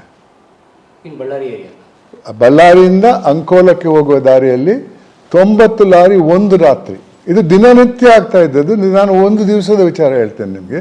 ಸುಮಾರು 2.5 ಲಕ್ಷ ಮೆಟ್ರಿಕ್ ಟನ್ ಇತ್ತು ಈ 90 ಲಾರಿಯಲ್ಲಿ. ಬೇನಾಮಿ ಅಂದರೆ ಏನಿಲ್ಲ, ಇದಕ್ಕೆ ದಾಖಲೆಗಳೇ ಇಲ್ಲ. ದಾರಿಯಲ್ಲಿ 4 ಚೆಕ್ ಪಾಯಿಂಟ್ಸ್ ಇದೆ. Forest department, transport department, police department, mains department. ಒಂದು ಡಿಪಾರ್ಟ್ಮೆಂಟ್ನವರು ಅದನ್ನು ಲಾರಿಯನ್ನು ನಿಲ್ಲಿಸಿಲ್ಲ. ನಮ್ಮ ಲೋಕಾಯುಕ್ತ ಪೊಲೀಸರು ಹೋಗಿ ನಿಲ್ಲಿಸಿದ್ರು ಆ ಲಾರಿಗಳನ್ನು, 90 ಲಾರಿ. ಅದರನ್ನೆಲ್ಲ ತೆಗೆದುಬಿಟ್ಟು ಬಿಳಿಕೆರೆ ಅನ್ನೋ ಒಂದು ಬಂದರಲ್ಲಿ ದಾಸ್ತಾನು ಮಾಡ್ತಾರೆ. ಮತ್ತೆ ಅದರ ವಿಚಾರಣೆ ನಡೀಬೇಕಂತ ಹೇಳಿದ್ರು. ಆ ವಿಚಾರಣೆ ನಡೀತಾ ಇದ್ದಾಗ ಒಬ್ಬರು ಫಾರೆಸ್ಟ್ ಡಿಪಾರ್ಟ್ಮೆಂಟ್ ಅಧಿಕಾರಿ ಗೋಕುಲ್ ಅಂತ, ಅವ್ರು ನನ್ನ ಜೊತೆ ಲೋಕಾಯುಕ್ತಕ್ಕೆ ಡೆಪ್ಯುಟೇಷನಲ್ಲಿ ಬಂದಿದ್ರು ಈ ಗಣಿ ವಿಚಾರಣೆ ಮಾಡೋಕ್ಕೆ ಅಂತ. ಅವರು ಕಾರವಾರಿಗೆ ಹೋಗಿದ್ರು ಈ ವಿಚಾರಣೆ ಮಾಡೋಕ್ಕೆ. ಆವಾಗ ಒಬ್ಬರು ಮಂತ್ರಿ ಅಲ್ಲಿಗೆ ಹೋಗ್ತಾರೆ ಕಾರವಾರಿಗೆ. ಅವರು ಗೋಕುಲ್ಗೆ ಫೋನ್ ಮಾಡ್ತಾರೆ, ಬನ್ನಿ ನನ್ನನ್ನು ಭೇಟಿ ಮಾಡಿ ಅಂತ. ಅಂದರೆ ದೊಡ್ಡ ದೊಡ್ಡ ಕಂಪನಿಗಳು, ದೊಡ್ಡ ದೊಡ್ಡ ವ್ಯಕ್ತಿಗಳು ಎಲ್ಲ ಅದರಲ್ಲಿ ಇನ್ವಾಲ್ವ್ ಆಗಿದ್ದರು. Illegal ಟ್ರಾನ್ಸ್ಪೋರ್ಟೇಷನ್ನು, illegal ಮೈನಿಂಗಲ್ಲೆಲ್ಲ. ಗೋಕುಲನ್ನು ಕರೀತಾರೆ, ಬನ್ನಿ ಇಲ್ಲಿಗೆ ಅಂತ. ಅವ್ರು ಹೇಳ್ತಾರೆ, ಎಲ್ಲಿದ್ದಿರಿ ಸರ್ ಅಂತ. ಅವ್ರು ಹೇಳಿ, ಇಂಥ ಜಾಗದಲ್ಲಿದ್ದೇನೆ ಬನ್ನಿ ಅಂತ. ಆವಾಗ ಗೋಕುಲ ಹೇಳ್ತಾರೆ, ಇಲ್ಲ ಅಲ್ಲಿ ಬರೋಕ್ಕಾಗಲ್ಲ, ಆ ಬಿಲ್ಡಿಂಗ್ ಮಾಲೀಕರ ವಿರುದ್ಧ ನಾವು ಚಾರ್ಜ್ ಶೀಟ್ ಹಾಕಿದ್ದೇವೆ, ಅದರಿಂದ ಮಾಡೋಕ್ಕಾಗಲ್ಲ ಅಂತ. ಆವಾಗ ಫೋನ್ನಲ್ಲಿ ಚೀಫ್ ಸೆಕ್ರೆಟರಿಗೆ ತಿಳಿಸಿ ಅವರ ಮುಖಾಂತರ ಗೋಕುಲನ್ನು ಅಮಾನತಲ್ಲಿಡ್ತಾರೆ. ಬರಲಿಲ್ಲ ಅಂತ, ಡಿಸೊಬೇಯಿಂಗ್ ದ ಮಿನಿಸ್ಟರ್ ಅಂತ. ಗೋಕುಲ್ ನನಗೆ ಫೋನ್ ಮಾಡಿದರು. ನಾನು ಚೀಫ್ ಸೆಕ್ರೆಟರಿ ಅವರಿಗೆ ಫೋನ್ ಮಾಡಿದೆ, ಯಾಕೆ ನನ್ನನ್ನು ಕೇಳಿದೆ ನೀವು ಅವರನ್ನು ಸಸ್ಪೆನ್ಷನಲ್ಲಿ ಇಟ್ಟರಲ್ಲ, ಅದು ಯಾವ ಕಾರಣಕ್ಕಾಗಿ ನಾನೆಲ್ಲ ಹೇಳಿದೆ ಅವ್ರಿಗೆ. ಏನಿದೆ, ಇಲ್ಲ ಅದೇನೋ ಆಗೋಯ್ತು, ಇದು ನನಗೆ ರಿವರ್ಸ್ ಮಾಡೋಕ್ಕಾಗಲ್ಲ, ಕೋರ್ಟಿಗೆ ಹೋಗೋಕ್ಕೆ ಹೇಳಿ ಅಂತ ನನಗೆ ಹೇಳಿದ್ರು. ನಾನು ಹೇಳಿದೆ, ಕೋರ್ಟಿಗೆ ಹೋಗಬೇಕು ನೀವು ನನಗೆ ಹೇಳಬೇಕಾಗಿಲ್ಲ, ನನಗೆ ಗೊತ್ತಿದೆ ಸಲಹೆ ಏನು ಕೊಡಬೇಕಂತ ಅಂತ ಹೇಳಿಬಿಟ್ಟು ಫೋನ್ ಇಟ್ಬಿಟ್ಟೆ ನಾನು. ಆವಾಗಲೇ ನನ್ನ ಕೈಯಲ್ಲೇ ನನ್ನ ಹುದ್ದೆಗೆ ರಾಜೀನಾಮೆ ಕೊಟ್ಟು ಗವರ್ನರ್ ಸಾಹೇಬ್ರಿಗೆ ಕಳಿಸಿದೆ. ಅದರಲ್ಲಿ ಬರೆದಿದ್ದೇನೆ ನಾನು, ನನ್ನ ಜೊತೆ ಕೆಲಸ ಮಾಡುವಂಥ ಒಬ್ಬ ವ್ಯಕ್ತಿಯನ್ನು ರಕ್ಷಿಸುವಂಥ ಶಕ್ತಿ ನನ್ನಲ್ಲಿ ಇಲ್ಲದೆ ಇದ್ದರೆ ನಾನು ಹುದ್ದೆಗೆ ಅರ್ಹನಲ್ಲ ಅಂತ ರಾಜೀನಾಮೆ ಕೊಟ್ಟೆ. ಅದು ಮರುದಿವಸದ ಪೇಪರಲ್ಲೆಲ್ಲ ಜೋರಾಗಿ ಬಂತು. ಭಾಳಷ್ಟು ಜನ ವಿರೋಧ ಪಕ್ಷದವರು ಇವರೆಲ್ಲ ಹೇಳಿದ್ರು, ರಾಜೀನಾಮೆ ಕೊಡಬೇಡಿ, ನಿಮ್ಮ ಗಣಿ ವರದಿ ಬರಬೇಕು, ಹೋಗಬೇಡಿ, ಹಾಗೆ. ನಾನು ಹೇಳಿದೆ, ಇಲ್ಲ ಒಪ್ಪಲ್ಲ ಅಂತ ಹೇಳಿದೆ. ಆ ಹಿನ್ನೆಲೆಯಲ್ಲಿ ಕೆಲವು ದಿವಸ ನಾನು ಮತ್ತೆ ಆಫೀಸ್ಗೆ ಹೋಗಿ ನಿಲ್ಲಿಸ್ಬಿಟ್ಟೆ. ನಾನು ಕೆಲವು ದಿವಸದ ನಂತರ ಇವರು ಅದ್ವಾನಿಯವರು ಗೃಹ ಮಂತ್ರಿ ಆಗಿದ್ದರು ಕೇಂದ್ರ ಸರ್ಕಾರದ. ಅವ್ರು ನನಗೆ ಫೋನ್ ಮಾಡ್ತಾರೆ, ಸಂತೋಷ್ ಒಳ್ಳೆ ಕೆಲಸ ಮಾಡ್ತಾ ಇದೆಯಾ, ಯಾಕೆ ನೀನು ರಾಜೀನಾಮೆ ಕೊಟ್ಟೆ? ನಾನು ಹೇಳಿದೆ, ಈ ರೀತಿ ಆಗಿದೆ, ನಾನು ಯಾವ ಮುಖದಲ್ಲಿ ಹುದ್ದೆಯಲ್ಲಿ ಕೂರ್ಬೋದು ಅಂತ. ಆಗ ಹೇಳಿದರೆ, ನಾನು ಅಮಾನತನ್ನು ವಾಪಸ್ ಪಡ್ಕೊಳ್ಳೋಕ್ಕೆ ಹೇಳ್ತೇನೆ, ಆವಾಗ ನೀನು ವಾಪಸ್ ಪಡ್ಕೊಳ್ತೀಯ. ಆವಾಗಾದರೆ ನಾನು ವಾಪಸ್ ಪಡ್ಕೊಳ್ತೇನೆ ಅಂತ ಹೇಳಿದೆ. ಆವಾಗ ಯಡಿಯೂರಪ್ಪನವ್ರು ಮುಖ್ಯಮಂತ್ರಿ ಆಗಿದ್ದರು. ಅದ್ವಾನಿಯವರು ಯಡಿಯೂರಪ್ಪನವ್ರಿಗೆ ಫೋನ್ ಮಾಡ್ತಾರೆ, ಅದ್ರ ವಾಪಸ್ ತಗೊಳ್ಳಿ ಅಂತ. ಮತ್ತು ಅದನ್ನು ವಾಪಸ್ ತಗೊಳ್ತಾರೆ. ಅದು ನಾನು ನಂದು ಇದನ್ನು ರೆಸಿಗ್ನೇಷನ್ ಗವರ್ನರ್ ಸಾಹೇಬರು ಆವಾಗಲೂ ಇಮಿಡಿಯೇಟಾಗಿ ಅವರು ಎಕ್ಸೆಪ್ಟ್ ಮಾಡಿಲ್ಲ, ಅದನ್ನು ಹಾಗೇನೆ ಇಟ್ಟಿದ್ರು ಅವರು. ಅದರಿಂದ ಅವ್ರು ವಾಪಸ್ ಪರ್ಮಿಷನ್ ಕೊಟ್ಟರು, ನಾನು ವಾಪಸ್ ತಗೊಂಡೆ, ಮತ್ತು ಮುಂದುವರೆದೆ. ಮತ್ತು ಅದರಲ್ಲಿ ಗಣಿ ವರದಿ ಕೊಟ್ಟೆ, ಸುಮಾರು 16,000 ಪುಟದ ವರದಿ ಅದು. ಭಾಳಷ್ಟು ಅಧಿಕಾರಿಗಳು ನನ್ನ ಜೊತೆ ಕೆಲಸ ಮಾಡಿದ್ದಾರೆ. ಡಾಕ್ಟರ್ ಯು ವಿ ಸಿಂಗ್ ಅಂತ ಒಬ್ಬರು ಫಾರೆಸ್ಟ್ ಡಿಪಾರ್ಟ್ಮೆಂಟಲ್ಲಿ ಕನ್ಸರ್ವೇಟರ್ ಆಗಿದ್ದವರು, ಭಾಳ ಉತ್ತಮವಾದ ಕೆಲಸ ಮಾಡಿದರು ನನ್ನ ಜೊತೆ ಇದರಲ್ಲಿ. ಮತ್ತೆ ಕೂಡ ನನ್ನ ಇನ್ನು ಕೆಲವು ವಿಚಾರಣೆಗಳಲ್ಲಿ ನನ್ನ ಜೊತೆ ಕೆಲಸ ಮಾಡಿದರು, ಭಾಳ ಉತ್ತಮವಾದ ಕೆಲಸ ಮಾಡಿದರು. ಆ ವರದಿಯಲ್ಲಿ 3 ಜನ ಮುಖ್ಯಮಂತ್ರಿಗಳ ಹೆಸರಿದೆ. ಧರ್ಮಸಿಂಗ್ ಕಾಂಗ್ರೆಸ್ಸಿಂದ, ಕುಮಾರಸ್ವಾಮಿಯವರು JDS ಇಂದ, ಯಡಿಯೂರಪ್ಪನವರು BJPಯಿಂದ. ಕುಮಾರಸ್ವಾಮಿಯವರು ನನ್ನನ್ನು ಬರಮಾಡಿಕೊಂಡವರು ಈ ಹುದ್ದೆಗೆ. 2006 ಹಾಂ, ಆಯ್ತಲ್ಲ. ಅದು ನಾನು ಯಾರಿಗೂ ತಲೆಬಾಗಿಲ್ಲ. ಯಾವುದು ಸತ್ಯ ಅಂತ ನನ್ನ ತಿಳುವಳಿಕೆಗೆ ಬಂದ ರೀತಿಯಲ್ಲಿ ನಾನು ವರದಿ ಕೊಟ್ಟಿದ್ದೇನೆ. 8 ಜನ ಮಂತ್ರಿಗಳ ಹೆಸರಿದೆ, ಸುಮಾರು MLA MLCಗಳ ಹೆಸರಿದೆ, ಮತ್ತು IAS IPS ಅಧಿಕಾರಿಗಳು ಭಾಳಷ್ಟು ಜನರ ಹೆಸರಿದೆ ಅದರಲ್ಲಿ. ಆದರೆ ಒಬ್ರಿಗೂ ಶಿಕ್ಷೆ ಆಗಿಲ್ಲ. ನನ್ನ ಲೆಕ್ಕದಲ್ಲಿ ಪ್ರೂಫ್ ಇದೆ, ಆದರೆ ಕೆಲವು ಚಾರ್ಜ್ ಶೀಟೇ ಹಾಕಿಲ್ಲ. ಒಬ್ಬರ ವಿರುದ್ಧ ಹಾಕಿದ್ರು, ಮುಖ್ಯಮಂತ್ರಿ ವಿರುದ್ಧ ಹಾಕಿಬಿಟ್ಟು ಮತ್ತೆ ಅವ್ರದ್ದು ಖುಲಾಸೆ ಆಯಿತು. ಏನು ಹೇಳಿ, ಚೆಕ್ಕಲ್ಲೆಲ್ಲ ಹಣ ಪಡೆದವರು ಕೋಟಿ ರೂಪಾಯಿ, ನಾವು 1 ರೂಪಾಯಿ 2 ರೂಪಾಯಿ ಅಲ್ಲ, ಆದರೆ ನನಗೆ ತೃಪ್ತಿ ಇದೆ, ನನ್ನ ಜವಾಬ್ದಾರಿಯನ್ನು ನಾನು ನಿಭಾಯಿಸಿದ್ದೇನೆ ಅಂತ. 2011ರಲ್ಲಿ ನಿವೃತ್ತನಾದೆ. ಅಲ್ಲ, ಅದ್ರ ಮಧ್ಯೆ ಬೇಲೆಕೇರಿ ಅದ್ರೇನೆ ಅಪತ್ತೆ ಆಗ್ಬಿಡುತ್ತೆ. ಆ ಎದುರು ಸುಮಾರು ಲಕ್ಷಾಂತರ ಮೆಟ್ರಿಕ್ ಟನ್ನು. ಅಲ್ಲಿ ಹೋಗಿ ನಮ್ಮ ಅಧಿಕಾರಿಗಳು ಹೋಗಿ ನೋಡಿದಾಗ ಒಂದು ಹರಳು ಸಿಗಲಿಲ್ಲ. ಏನಾಯ್ತಂತ ಪೋರ್ಟ್ ಆಫೀಸರ್ನ ಕೇಳಿದರೆ, ಸಮುದ್ರದಿಂದ ದೊಡ್ಡ ಅಲೆಗಳು ಬಂದು ಎಲ್ಲ ಅದರನ್ನು ಸಮುದ್ರಕ್ಕೆ ತಗೊಂಡು ಹೋದವು ಅಂತ. ಎಲ್ಲ ತಗೊಂಡು ಹೋದವರು ಭಾರತದ ಅತಿ ದೊಡ್ಡ ಎಕ್ಸ್ಪೋರ್ಟ್ ಮಾಡುವಂಥ ಕಂಪನಿಗಳು, ಕರ್ನಾಟಕದ ಅತಿ ದೊಡ್ಡ ಮೈನಿಂಗ್ ಬ್ಯಾರನ್ಸ್, ಎಲ್ಲರೂ ಅಲ್ಲಿ ಅದನ್ನು ಕದ್ಕೊಂಡು ಹೋಗಿದ್ದಾರೆ. ಅದು ಒಬ್ಬರಿಗೂ ಶಿಕ್ಷೆ ಆಗಿಲ್ಲ. ಆ ರೀತಿ ಇದೆ ನಮ್ಮ ಸಮಾಜದ ಪರಿಸ್ಥಿತಿ ಇವತ್ತು. ಇದಕ್ಕೆ ಕಾರಣ ನನ್ನ ಅನಿಸಿಕೆಯಲ್ಲಿ ಈ ಒಂದು, ನಾನು ನನ್ನ ಇದರಲ್ಲಿ ಮಾತಲ್ಲಿ ಹೇಳ್ತಾ ಇರ್ತೇನೆ, ಇವತ್ತಿನ ಪರಿಸ್ಥಿತಿಗೆ ವ್ಯಕ್ತಿಗಳ ಕಾರಣ ಅಲ್ಲ, ಈ ಸಮಾಜ. ನೋಡಿ, ಈ ಸಮಾಜದ ಭಾವನೆಗಳು ವ್ಯಕ್ತಿಗಳ ನಡತೆಯನ್ನು ಕಂಟ್ರೋಲ್ ಮಾಡ್ತದೆ. ನಾನು ಚಿಕ್ಕವನಾಗಿದ್ದಾಗ ನನ್ನ ಗ್ರಾಮದಲ್ಲಿ ಯಾರಾದರೂ ಜೈಲಿಗೆ ಹೋಗಿದ್ರೆ ನನ್ನ ಪೋಷಕರು ಹೇಳ್ತಾ ಇದ್ರು, ಮನೆ ಹತ್ರ ಹೋಗಬೇಡ ಅಂತ. ಆ ಶಿಕ್ಷೆ ಆತನಿಗೆ ತಪ್ಪು ಮಾಡಿದವನಿಗೆ ಮಾತ್ರ ಅಲ್ಲ, ಆತನ ಕುಟುಂಬಕ್ಕೂ ಆಗ್ತಾ ಇತ್ತು. ಇದು ಕೋರ್ಟ್ ಶಿಕ್ಷೆ ಅಲ್ಲ, ಜನರಿಗೆ ಆ ಸಮಾಜದ ಭಾವನೆ ಹಿನ್ನೆಲೆಯಲ್ಲಿ ಬಂದಂತಹ ಒಂದು ಆದೇಶ. ಇವತ್ತೇನಾಗಿದೆ, ಜೈಲಿಗೆ ಹೋಗಿ ಜಾಮೀನು ತಗೊಂಡು ಬರುವಂತಹ ವ್ಯಕ್ತಿಗಳನ್ನು ಸ್ವಾಗತ ಮಾಡೋಕ್ಕೆ ಏರ್ಪೋರ್ಟಿಗೆ ಹೋಗ್ತಾರಲ್ಲ ನೂರಾರು ಜನ, ರೋಡ್ ಶೋ ಮಾಡ್ತಾರೆ, ಹಾರ ಹಾಕ್ತಾರೆ, ಹೂವಿನ ಹಾರ ಅಲ್ಲ, ಆ್ಯಪಲ್ ಸೇಬಿನ ಹಾರ ಹಾಕ್ತಾರೆ, ಜೈಕಾರ ಹಾಕ್ತಾರೆ. ಕೊಲೆ ಮಾಡಿದವರು ಮಂತ್ರಿಗಳಾಗಿರ್ತಾರೆ, MLAಗಳಾಗಿರ್ತಾರೆ. ಜೈಲಲ್ಲಿ 8 ತಿಂಗಳು 9 ತಿಂಗಳು ಇದ್ದವರು, ಬೇಲಲ್ಲಿರುವವರು, ಖುಲಾಸ ಆಗದವರು ಇವತ್ತು ಅಧಿಕಾರದಲ್ಲಿ ಇಲ್ವಾ? ಎಲೆಕ್ಷನ್ ಕಂಟೆಸ್ಟ್ ಮಾಡ್ತಾರೆ, ಎಲ್ಲರೂ ಇದ್ದಾರೆ. ಇದು ಯಾಕೆ? ಇವತ್ತಿನ ಸಮಾಜ ಬರೀ ಶ್ರೀಮಂತಿಕೆ ಮತ್ತು ಅಧಿಕಾರವನ್ನು ಪೂಜಿಸುವಂತಹ ಸಮಾಜ ಇವತ್ತಿಂದು. ಪ್ರಾಮಾಣಿಕರಿಗೆ ಯಾವ ಬೆಲೆನೂ ಇಲ್ಲ. ಪ್ರಾಮಾಣಿಕರ ಬಗ್ಗೆ ಮಾತಾಡದೆ ಬಿಡ್ರಿ, ಅವನು ಹುಚ್ಚ, ಅವನು ತಿನ್ನಲ್ಲ, ಇನ್ನೊಬ್ಬನಿಗೂ ತಿನ್ನಕ್ಕೆ ಬಿಡಲ್ಲ ಅನ್ನೋ ಮಾತು ಸರ್ವಸಾಧಾರಣವಾದದ್ದು. ಆದ್ದರಿಂದ ಈ ಸಮಾಜವನ್ನು ನಾವು ಬದಲಾಯಿಸದೇ ಇದ್ದರೆ ಇಂಥ ದುರಂತಕ್ಕೆ ಯಾವುದೇ ಪರಿಹಾರ ಇಲ್ಲ, ಖಂಡಿತವಾಗಿ ಇಲ್ಲ. ಅದಕ್ಕಾಗಿ ಇದನ್ನು ನಾನು ಅಧ್ಯಯನ ಮಾಡಿ ತಿಳ್ಕೊಂಡಿದ್ದಕ್ಕೆ ಬೇರೆ ದಾರಿ ಇಲ್ಲ. ಈ ದುರಾಸೆ ಅನ್ನೋ ರೋಗಕ್ಕೆ ಮದ್ದಿಲ್ಲ. ಎಲ್ಲ ರೋಗಕ್ಕೂ ಮದ್ದಿದೆ. ಕ್ಯಾನ್ಸರ್ಗೆ ಇದೆ, ಟ್ಯೂಬರ್ಕ್ಯುಲೋಸಿಸ್ಗೆ ಇದೆ, ಕೋವಿಡ್ಗೆ ಇದೆ, ಎಲ್ಲದಕ್ಕಿದೆ. ದುರಾಸೆಗೆ ಮದ್ದಿಲ್ಲ. ಅದಕ್ಕೆ ಒಂದೇ ಒಂದು ದಾರಿ, ನಮ್ಮ ಹಿರಿಯರು ಕಟ್ಟಿದಂಥ ಒಂದು ಮೌಲ್ಯ, ತೃಪ್ತಿ. ತೃಪ್ತಿ ಅನ್ನೋ ಗುಣ ಇದ್ದರೆ ದುರಾಸೆ ಬರಲ್ಲ, ಇಲ್ಲದ್ರೆ ಬೇರೆ ದಾರಿನೇ ಇಲ್ಲ. ನಾನು 1700ಕ್ಕೂ ಜಾಸ್ತಿ ಶಾಲಾ ಕಾಲೇಜಿಗೆ ಹೋಗಿದ್ದೇನೆ. ದಿನನಿತ್ಯ ಹೋಗ್ತಾ ಇರ್ತೇನೆ, 2-3 ಕಾಲೇಜುಗಳಿಗೆ ಹೋಗ್ತಾ ಇರ್ತೇನೆ. ಮಕ್ಕಳಲ್ಲಿ ಈ 2 ಮೌಲ್ಯಗಳು ಸಾಕು. 2 ಮೌಲ್ಯಗಳನ್ನು ಅಳವಡಿಸಿ, ಒಂದು ತೃಪ್ತಿ, ಇನ್ನೊಂದು ಮಾನವೀಯತೆ. ಈ 2 ಮೌಲ್ಯಗಳಿದ್ದರೆ ಖಂಡಿತವಾಗಿಯೂ ಈ ಸಮಾಜವನ್ನು ಇದು ಸಮಾಜ ಹಿಂದೆ ಇದ್ದದ್ದು, ನಾನು ಕಟ್ಟಿದ ಸಮಾಜ ಅಲ್ಲ. ಮೊದಲು ಜೈಲಿಗೆ ಹೋದವ್ರಿಗೆ ಬೆಲೆ ಇರ್ತಾ ಇರಲಿಲ್ಲ. ಇವತ್ತು ಜೈಲಿಗೆ ಹೋದವ್ರನ್ನ ಯಾಕ್ರಿ ನೀವು ಸ್ವಾಗತ ಮಾಡೋಕ್ಕೆ ಹೋಗ್ತೀರಿ ಅಂತ ಕೇಳಿದರೆ ಅವ್ರು ಹೇಳೋದು, ಏನು ಸರ್ ಅವರೊಬ್ಬರೇನ ಜೈಲಿಗೆ ಹೋದದ್ದು, ಮಹಾತ್ಮ ಗಾಂಧಿಯವರು ಹೋಗಿಲ್ಲ ಅಂತಾರೆ. ಕಂಪ್ಯಾರಿಸನ್. ಇಂಥ ಸಮಾಜದಲ್ಲಿ ಇದ್ದೇವೆ ನಾವು. ಯಾವ ರೀತಿ ನೋಡಿ, ಒಂದು ತಿಳ್ಕೊಳ್ಳಿ, ಯಾವ ರೀತಿಯಲ್ಲಿ ಈ ಒಂದು ದುರಾಸೆ ಅನ್ನುವ ರೋಗದ ಮಟ್ಟ ಎತ್ತರಕ್ಕೆ ಹೋಗಿದೆ ನೋಡಿ. 50ನೇ ದಶಕದಲ್ಲಿ ನಾನು ನಿಮಗೆ ಒಂದು ಹಗರಣದ ಉದಾಹರಣೆ ಕೊಡ್ತೇನೆ. ಪ್ರತಿ ದಶಕದಲ್ಲಿ 500, 600, 1000 ಹಗರಣಗಳು ನಡೀತವೆ. ದಶಕ ಅಂದರೆ 10 ವರ್ಷ. ಆದರೆ ನಾನು ನಿಮಗೆ ಒಂದೊಂದು ದಶಕದಲ್ಲಿ ಒಂದೊಂದು ಹಗರಣದ ಬಗ್ಗೆ ಹೇಳ್ತೇನೆ. 50ನೇ ದಶಕದಲ್ಲಿ ಒಂದು ಜೀಪ್ ಹಗರಣ ಅಂತ ಬಂತು. ಪರದೇಶದಿಂದ ನಮ್ಮ ಯೋಧರಿಗೆ ಜೀಪ್ ಖರೀದಿ ಮಾಡುವ ಕಾಂಟ್ರಾಕ್ಟಲ್ಲಿ ಅಧಿಕಾರದಲ್ಲಿರುವ ಕೆಲವರು 52 ಲಕ್ಷ ರೂಪಾಯಿ ಕೊಳ್ಳೆ ಹೊಡೆದರು. ತದನಂತರ ಬೋಫರ್ಸ್ ಅನ್ನೋ ಒಂದು ಹಗರಣ ಬಯಲಿಗೆ ಬಂತು ಒಂದು 10 ವರ್ಷದ ನಂತರ.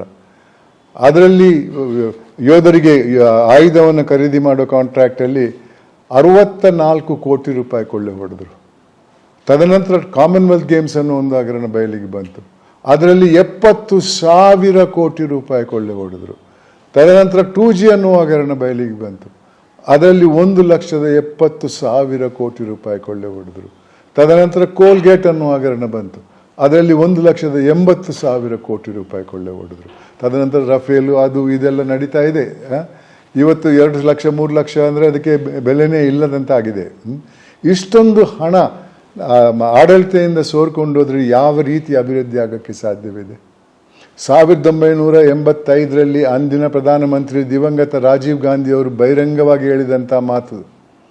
ಅಂದು 1985ರಲ್ಲಿ ಸರ್ಕಾರ ಅಭಿವೃದ್ಧಿ ಕೊಟ್ಟಂಥ ₹1 ಕೊನೆಯ ಹಂತಕ್ಕೆ ಹೋದದ್ದು 15 ಪೈಸೆ ಮಾತ್ರ. 86ರಲ್ಲಿ ಪಬ್ಲಿಕ್ ಆಗಿ ನಾನು ಹೇಳ್ತಾ ಇದ್ದೇನೆ, ದಾಖಲೆಗಳಿವೆ. ಅವರು ಮುಕ್ತವಾಗಿ ಹೇಳಿದ್ರು ಅದನ್ನು. ಬಹಿರಂಗವಾಗಿ. ಅದು ಮೈಸೂರಲ್ಲಿ ಕಾಣಿಸ್ತದೆ, ನನಗೆ ಇವಾಗ ಜಾಗದ ನೆನಪು ಸರಿ ಇಲ್ಲ. ಅದೇ ಅವ್ರು ಹೇಳಿದ ಮಾತು. 86ರಲ್ಲಿ ಸರ್ಕಾರ ಡೆವಲಪ್ಮೆಂಟಿಗೆ ಕೊಟ್ಟಂಥ ₹1 ಕೊನೆಯ ಹಂತಕ್ಕೆ ಹೋದದ್ದು 15 ಪೈಸೆ ಮಾತ್ರ. ಇವತ್ತು ₹100 15 ಪೈಸೆ ಹೋಗ್ಬೋದು. 40% ಸರ್ಕಾರ ಅಂತಾರೆ, ನಾನು ಒಪ್ತೇನೆ. ಆದರೆ ಅದಕ್ಕಿಂತ ಮೊದಲು ಇತ್ತು. ಆರೋಪ ಮಾಡಿದವರು ಆಡಳಿತದಲ್ಲಿದ್ದಾಗಲೂ ಇತ್ತು, ಅವ್ರನ್ನ ತದನಂತರ ಬಂದಾಗ ಇವಾಗಲೂ ಇದೆ. ಏನ್ರಿ ಅಭಿವೃದ್ಧಿ ಅಂದರೆ? ಅಭಿವೃದ್ಧಿ ಅವರದು. ಇನ್ನೇನಿದೆ? ಇಂಥ ಪರಿಸ್ಥಿತಿಯಲ್ಲಿದ್ದೇವೆ. ಇವಾಗ ಏನಾಗಿದೆ ಅಂದರೆ, ಎಲ್ಲರಿಗೂ ರಾಜಕಾರಣಿಗಳಾಗಬೇಕು ಇವತ್ತು. ಹಿಂದೆ ಸಮಾಜ ಸೇವೆ ಮಾಡುವಂಥ ಒಂದು ಹಿನ್ನೆಲೆಯಲ್ಲಿ ಬರ್ತಾ ಇದ್ರು ರಾಜಕೀಯಕ್ಕೆ. ಅವರನ್ನು ಎಳಿಬೇಕಾಗಿತ್ತು, ಬನ್ನಿ ನೀವು ಚುನಾವಣೆಗೆ ನಿಲ್ಲಿ ಅಂತ. ಮತ್ತೆ ಅವ್ರ ಹಿಂಜರಿಕೆ ಇತ್ತು, ನಮ್ಗೆ ಯಾಕಬೇಕು ಅಂತ. ಹೌದು, ಯಾಕಂದ್ರೆ ಸಂಭಾವನೆ ಇರಲಿಲ್ಲ, ಸ್ಯಾಲರಿ ಇರಲಿಲ್ಲ. 70ನೇ ದಶಕದವರೆಗೆ ಅವ್ರಿಗೆ ನಮ್ಮ ಮನೆಯಿಂದ ಅಸೆಂಬ್ಲಿ ಅಥವಾ ಪಾರ್ಲಿಮೆಂಟ್ ಎಲ್ಲಿದೆ ಅಲ್ಲಿ ಹೋಗೋಕ್ಕೆ ಟ್ರಾನ್ಸ್ಪೋರ್ಟೇಷನ್ ಚಾರ್ಜ್ ಕೊಡ್ತಾ ಇದ್ರು, ಅಲ್ಲಿ ಇದಕ್ಕೆ ರೂಮ್ ವ್ಯವಸ್ಥೆ ಮಾಡ್ತಾ ಇದ್ರು, ಮತ್ತೆ ಕನ್ಸೆಷನ್ ರೇಟಲ್ಲಿ ಊಟ ಆಗ್ತಾ ಇದ್ರು. ಮತ್ತೆ ಯಾವ ಸಂಭಾವನೆಯೂ ಇರಲಿಲ್ಲ. ಇದು ವರ್ಷಕ್ಕೆ 100 ದಿವಸ ಆಗಬೇಕಾಗಿದ್ದು. ಯಾವುದು ಈ ಕಾರ್ಯಕ್ರಮಗಳೆಲ್ಲ, ಪಾರ್ಲಿಮೆಂಟ್ರಿ ಸಿಟ್ಟಿಂಗ್ಸು, ಅಸೆಂಬ್ಲಿ ಸಿಟ್ಟಿಂಗ್ಸ್ ಎಲ್ಲ, ಅಧಿವೇಶನಗಳು ಆಯ್ತಲ್ಲ. ಇವತ್ತು ಏನಾಗಿದೆ, ಒಬ್ಬೊಬ್ಬರ ಸಂಬಳ ಚುನಾಯಿತ ಪ್ರತಿನಿಧಿಗಳು ಸುಮಾರು ₹2,05,000 ಆಗ್ತದೆ. ಆಮೇಲೆ ಕಾನ್ಸ್ಟಿಟ್ಯೂನ್ಸಿ ಎಲೆವೆನ್ಸು, ಆ ಎಲೆವೆನ್ಸು, ಈ ಎಲೆವೆನ್ಸ್ ಎಲ್ಲ ಅವರೇ ತಾನೇ ಮಾಡ್ಕೊಳ್ಳೋದು. ಶಾಸನ ರೂಪಿಸೋದು ಹೌದು, ಅವರೇ ಮಾಡಿದ್ದು. ಮತ್ತೆ ಸಾಧಾರಣವಾಗಿ 100 ದಿವಸ ಕೆಲಸ ಆಗಬೇಕಾಗಿದೆ ಪಾರ್ಲಿಮೆಂಟ್ ಅಥವಾ ಅಸೆಂಬ್ಲಿ ಒಂದು ವರ್ಷಕ್ಕೆ. ನಾನು ನ್ಯೂಸ್ ಪೇಪರ್ ಕಟ್ಟಿಂಗ್ ಇದ್ದ ನಂತರ ಹೋದ ವರ್ಷ ಕರ್ನಾಟಕ ಅಸೆಂಬ್ಲಿ ಬರೀ 25 ದಿವಸ ಕೆಲಸ ಮಾಡಿದ್ದು. 12 ತಿಂಗಳ ಸಂಬಳ, 25 ದಿವಸ ಕೆಲಸ. 25 ದಿವಸ ಕೆಲಸ. ಆ 25 ದಿವಸದಲ್ಲಿ ಏನು ಮಾತಾಡ್ತಾರೆ ನಿಮ್ಗೆ ಗೊತ್ತಿದೆ. ನೀವು ಅವರು ಇವರು ಅನ್ನೋದು, ಇವರು ಅವರು ಅನ್ನೋದು ಇದೇ ತಾನೇ. ಬಿಲ್ಗಳು ಪಾಸ್ ಆಗೋವರೆಗೂ ಇವರ ಕರ್ತವ್ಯ ಏನಂದರೆ ಚರ್ಚೆ ಮಾಡಿ ರಾಜ್ಯಕ್ಕೆ ಬೇಕಾದಂಥ ಕಾನೂನುಗಳನ್ನು ಮಾಡುವುದು ಇವರ ಕರ್ತವ್ಯ. ಆ ಚರ್ಚೆನೇ ಇಲ್ಲ ಇವತ್ತು. ಏನೇ ಚರ್ಚೆ ನಡೆದರೂ ಬೇರೆ ಬೇರೆ ವಿಚಾರಗಳ ಬಗ್ಗೆನೇ ಮಾತಾಡೋದು ಹೊರತು, ನೀವು ಅದು ಮಾಡಿದ್ರಿ, ಇವರು ಇದು ಮಾಡಿದ್ರು, ನೀವು ಮಾಡಿಲ್ಲ ಅಂತ ಅವ್ರು ಹೇಳೋದು. ಇವರು ನಾವು ಮಾಡಿದ್ದೇವೆ, ನೀವು ಮಾಡಿದ್ರಿ ಅಂತ.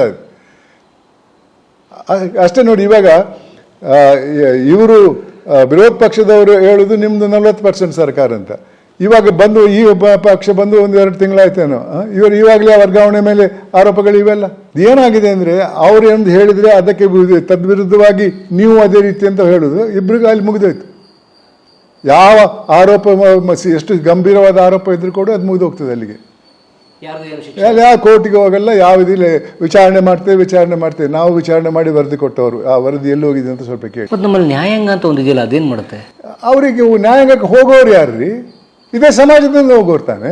ಇದೇ ಸಮಾಜದಿಂದ ಕಾರ್ಯಾಂಗಕ್ಕೆ ಹೋಗ್ತಾರೆ, ಶಾಸಕಾಂಗಕ್ಕೆ ಹೋಗ್ತಾರೆ, ನ್ಯಾಯಾಂಗಕ್ಕೆ ಹೋಗ್ತಾರೆ. ಅಲ್ಲಿ ಹೋಗೋರಿಗೆ ಇರೋದು ಒಂದೇ, ಈ ದುರಾಸೆ ಅನ್ನೋ ರೋಗ. ಕಂಪೇರ್ ಮಾಡಿದ್ರೆ ಅಲ್ಲಿ ಸ್ವಲ್ಪ ಕಮ್ಮಿ ಇರ್ಬೋದು. So you mean to say ನ್ಯಾಯಾಂಗ also? There is no doubt about it.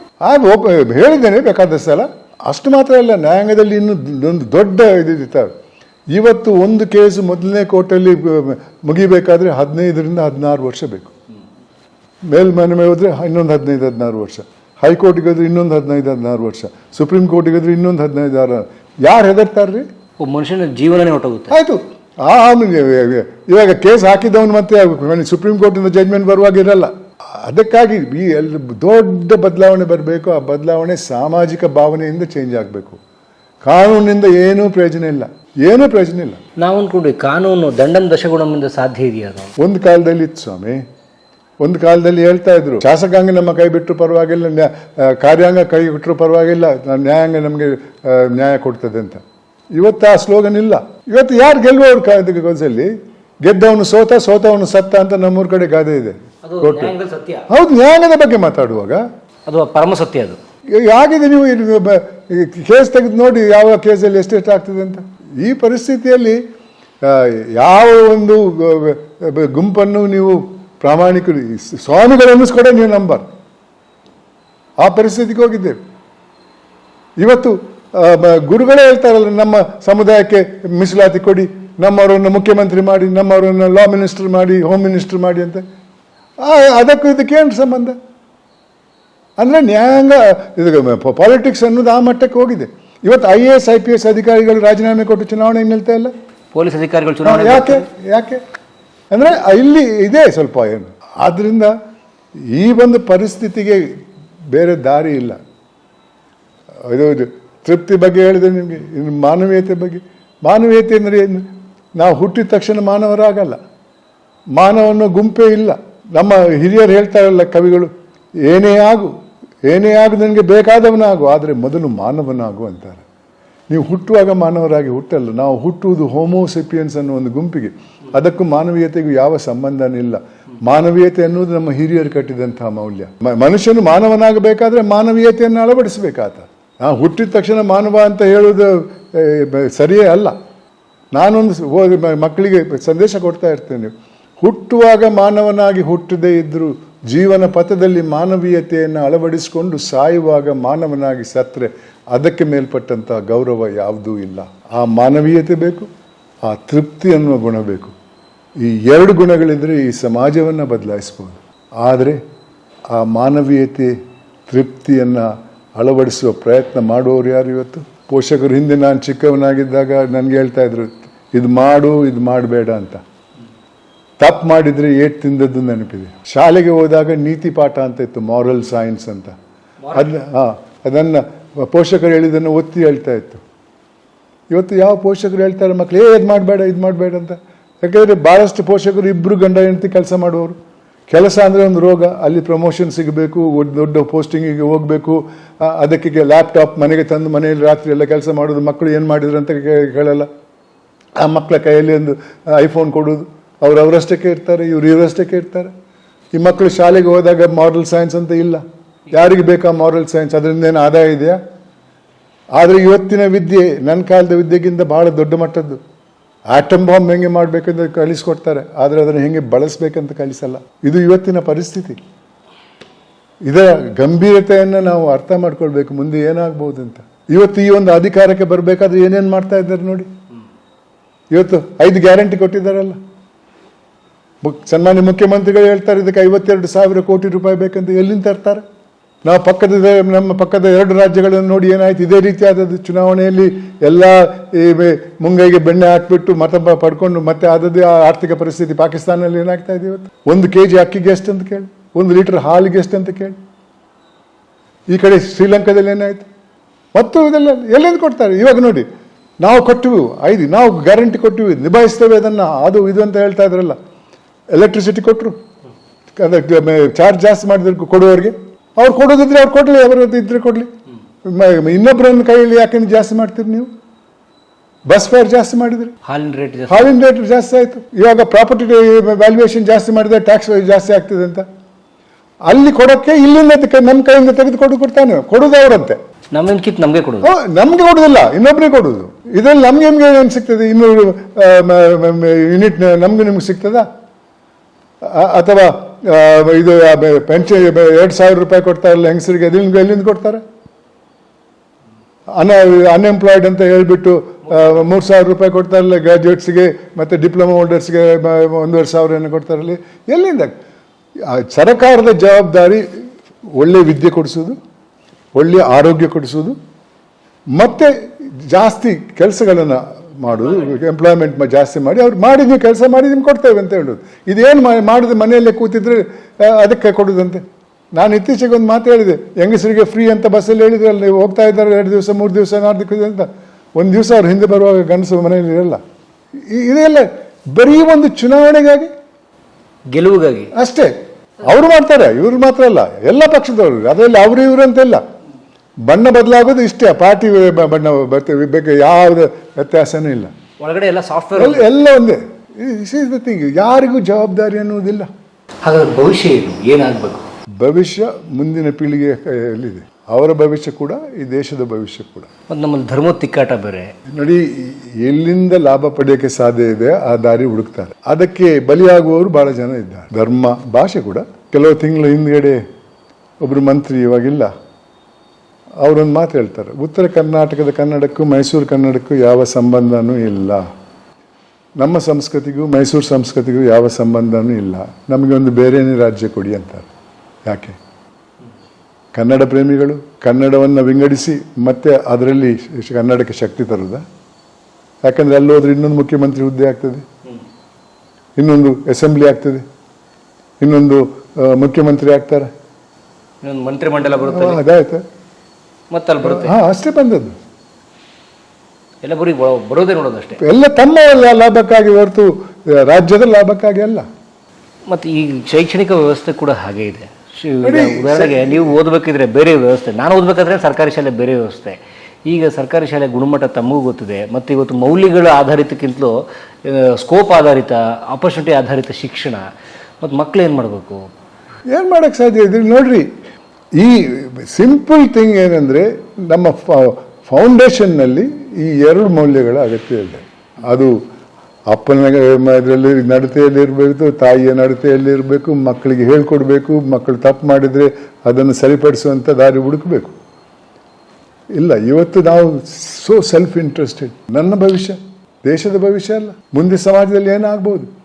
ಇದೇ ರೀತಿ ಪ್ರತಿಯೊಬ್ಬರು ಶ್ರೀಮಂತರಾಗಬೇಕು, ಅಧಿಕಾರಕ್ಕೆ ಹೋಗಬೇಕನ್ನುವ ನಿಟ್ಟಿನಲ್ಲಿ ಯಾವ ಮೌಲ್ಯವನ್ನು ಹಿಡಿದು ಮುಂದಕ್ಕೆ ಹೋದರೆ ಇವತ್ತು ಏನಾಗ್ಬೋದು ದೇಶದಲ್ಲಿ. ಈ ಎರಡು ಮೌಲ್ಯಗಳ ಅಗತ್ಯ ಅಷ್ಟೇ ಅಂತ ಸ್ವಲ್ಪ ಯೋಚನೆ ಮಾಡಿ. ಹಾಗೆ 2011ರಲ್ಲಿ ತಮ್ಮ ಅಧಿಕಾರಾವಧಿ ಮುಗಿಯಿತು. ನಂತರ ಇಲ್ಲ, ನಾನು ಸ್ವಲ್ಪ ಆರ್ಬಿಟ್ರೇಷನ್ ಮಾಡ್ತಾ ಇದ್ದೆ. ಇವಾಗ ಅದನ್ನು ಹೊಸದಾಗಿ ತಗೊಳ್ಳಲ್ಲ, ನಾನು ಏನು ಬಾಕಿ ಉಳಿದಿದೆ ಅದನ್ನು ಮುಗಿಸ್ತಾ ಇದ್ದೇನೆ. ನನಗೆ ಮಕ್ಕಳೆಲ್ಲ ಏನಿಲ್ಲ, ನಾನು ಖುಷಿ, ನನ್ನ ಪೆನ್ಷನ್ ಚೆನ್ನಾಗಿದೆ, ನಮಗಿಬ್ಬರಿಗೆ ಸಾಕು. ನನಗೆ ಒಂದು ಅಪಾರ್ಟ್ಮೆಂಟ್ ಬಿಟ್ಟರೆ ಇನ್ಯಾವ ಆಸ್ತಿ ಭೂಲೋಕದಲ್ಲಿ 1 ಇಂಚ್ ಆಗದೇ ಇಲ್ಲ. ಅವ್ರ ಹೆಸರಲ್ಲಿ, ಇವ್ರ ಹೆಸರಲ್ಲಿ, ನನಗೆ ಯಾರ ಹೆಸರಲ್ಲಿ ಇರೋದು? ನನ್ನ ಮಕ್ಕಳು ಇಲ್ಲ ನನಗೆ, ಯಾರ ಹೆಸರಲ್ಲಿ? ಈ ಒಂದೇ ನಿಮ್ಮ ಆಸ್ತಿ. ಇದು ಒಂದು ಅಪಾರ್ಟ್ಮೆಂಟ್ ಬಿಟ್ಟು ನಾನು ಪಬ್ಲಿಕ್ ಆಗಿ ಹೇಳಿದ್ದೇನೆ, ಒಂದೇ ಒಂದು ಅಪಾರ್ಟ್ಮೆಂಟ್ ನನಗೆ ಇರುವುದು. ಬೇರೆ ಯಾವ ಆಸ್ತಿ ಭೂಲೋಕದಲ್ಲಿ ಯಾವ ಮೂಲೆಯಲ್ಲೂ ಇಲ್ಲ. ಫಾರ್ಮ್ ಲ್ಯಾಂಡು, ತೋಟ ಇತ್ಯಾದೆಲ್ಲ ಮಾಡಿ, ಯಾವ ಫಾರ್ಮು ಇಲ್ಲ, ಯಾವ ತೋಟನೂ ಇಲ್ಲ, ಇನ್ನೊಬ್ಳು ಹೆಂಡ್ತಿನೂ ಇಲ್ಲ. ಆದ್ರೂ ತೃಪ್ತಿ ಇದೆ. ಹೌದು, ನಾನು ಖುಷಿಯಾಗಿದ್ದೇನೆ. ನಾನು ನನ್ನ ಖರ್ಚಲ್ಲೇ ಹೋಗ್ತಾ ಇರ್ತೇನೆ, ದೂರ ಹೋಗ್ತೇನೆ ಕಾಲೇಜ್ಗಳಿಗೆ, ಸ್ಕೂಲ್ಗಳಿಗೆ ಮಾತಾಡೋಕ್ಕೆ. ನಿಮ್ಮದೇ ಖರ್ಚು? ಹೌದು, ನಂದೇ ಖರ್ಚು. ನಾನು ಯಾರು 1 ನಯ ಪೈಸೆ ತಗೊಳ್ಳಲ್ಲ. ಆದರೂ ನಡೀತದೆ ಜೀವನ. ಹೌದು, ನಂದು ಸುಮಾರು 2.5 ಲಕ್ಷ ಬರ್ತದೆ ನನ್ನ ತಿಂಗಳಿಗೆ. ಯಾವ ಇನ್ನೇನು ಅಗತ್ಯ ಇಲ್ಲ ನನಗೆ. ನಾನು ಲೋಕಾಯುಕ್ತನಾಗಿ ಬಂದ ದಿವಸವೇ ಲೋಕಾಯುಕ್ತ ವೆಬ್ಸೈಟಲ್ಲಿ ನನ್ನ ಆಸ್ತಿ ವಿವರ, ನನ್ನ ಬ್ಯಾಂಕ್ ಅಕೌಂಟ್ ವಿವರ ಎಲ್ಲ ಹಾಕಿದ್ದೇನೆ. ನಾನು ಒಬ್ಬನೇ ಹಾಕಿದ್ದು, ಇನ್ಯಾರೂ ಹಾಕಿಲ್ಲ. ಬೇರೆ ಲೋಕಾಯುಕ್ತ ಯಾರು ಆಗಿಲ್ಲ, ಕಾನೂನಲ್ಲಿ ಹಾಕಬೇಕಾಗಿಲ್ಲ. ನಾನಾಗಿ ವಾಲಂಟಿಯರ್ ಆಗಿ ಹಾಕಿದ್ದೇನೆ. ಅಷ್ಟು ಮಾತ್ರ ಅಲ್ಲ ಸ್ವಾಮಿ, ನನಗೆ ಒಂದು 10 ಪ್ರಶಸ್ತಿ ಬಂದಿರಬೇಕು. ಅದರ ಜೊತೆಗೆ ನಗದು ಕೊಟ್ಟದ್ದು ಇದೆ. 1 ರೂಪಾಯಿ ತಗೊಂಡಿಲ್ಲ. ಆದರೆ ಕೊಟ್ಟವ್ರನ್ನ ಕೇಳ್ತಾ ಇದ್ದೆ, ನಾನು ಹೇಳಿದಂಥ ಸಂಸ್ಥೆಗೆ ಕೊಡ್ತೀರಾ ಅಂತ. ಅವ್ರು ಒಪ್ತಾರೆ. ಎಲ್ಲರೂ ಕೊಟ್ಟಿದ್ದೀನಿ. ಇಲ್ಲಿ ಕಿಡ್ವಾಯಿಗೆ ಕ್ಯಾನ್ಸರ್ ಹಾಸ್ಪಿಟ್ಲಿಗೆ ಕೊಟ್ಟಿದ್ದೇನೆ, ಜಯದೇವ ಹಾಸ್ಪಿಟ್ಲಿಗೆ ಕೊಟ್ಟಿದ್ದೇನೆ, ಆಮೇಲೆ ನಿಮಾನ್ಸಿಗೆ ಕೊಟ್ಟಿದ್ದೇನೆ, ಮುಂಬೈಯಲ್ಲಿ ಟಾಟಾ ಮೆಮೋರಿಯಲ್ ಕ್ಯಾನ್ಸರ್ ಆಸ್ಪತ್ರೆಗೆ ಕೊಟ್ಟಿದ್ದೇನೆ. ಇನ್ನು ಬೇರೆ ಬೇರೆ ಎಲ್ಲಿ ಬಂದು 1 ನಯ ಪೈಸೆ ಇಟ್ಕೊಂಡಿಲ್ಲ. ದಾಖಲೆಗಳನ್ನು ತೋರಿಸ್ತೇನೆ ನಾನು ನಿಮಗೆ. ನನಗೆ ಒಂದು ಸಂಸ್ಥೆಯವರು 1 ಕೋಟಿ ರೂಪಾಯಿ ಕೊಟ್ಟರು. ಅದನ್ನು ಪ್ರಶಸ್ತಿ ಜೊತೆಗೆ ನಗದು ಪ್ರಶಸ್ತಿ ಮೊತ್ತ. ಅದನ್ನು ಭಾರತದ ಯೋಧರಿಗೆ ಕೊಟ್ಟಿದ್ದೇನೆ. 1 ರೂಪಾಯಿ ಇಟ್ಕೊಂಡಿಲ್ಲ. ಇಲ್ಲದ್ರೆ ನನ್ನಲ್ಲಿ ಒಂದಿಷ್ಟು ನ್ಯೂನ್ಯತೆ ಇದ್ದರೆ ನನ್ನ ಬಟ್ಟೆ ಬಿಚ್ಚಿ ಬೀದಿಯಲ್ಲಿ ಎಳಿತಾ ಇದ್ರು. 12 ವರ್ಷ ಆಯಿತು ನಾನು ನಿವೃತ್ತನಾಗಿ. ಇವು ರಾಜಕಾರಣಿಗಳ ಬಗ್ಗೆ ದಿನನಿತ್ಯ ಮಾತಾಡ್ತಾ ಇರ್ತೇನೆ, ಹೆಸರು ಹೇಳ್ತಾ ಇರ್ತೇನೆ.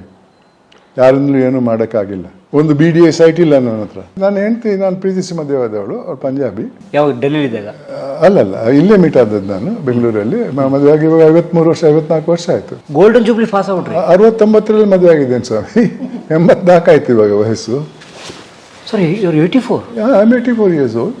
ಇನ್ನೂ ಈ ವಯಸ್ಸಲ್ಲಿ ತಿರುಗ್ತಾ ಇರ್ತೇನೆ. 200 ಕಿಲೋಮೀಟರ್ ಆ ಕಡೆ ಹೋಗ್ತೇನೆ, ಅಲ್ಲಿಂದ ವಾಪಸ್ ಬರಬೇಕಾದ್ರೆ 200 ಕಿಲೋಮೀಟರ್ ತಿರುಗ್ತಾ ಇರ್ತೇನೆ. No stick? ಏನು ಸ್ಟಿಕ್ ಇಲ್ಲ, ಏನಿಲ್ಲ.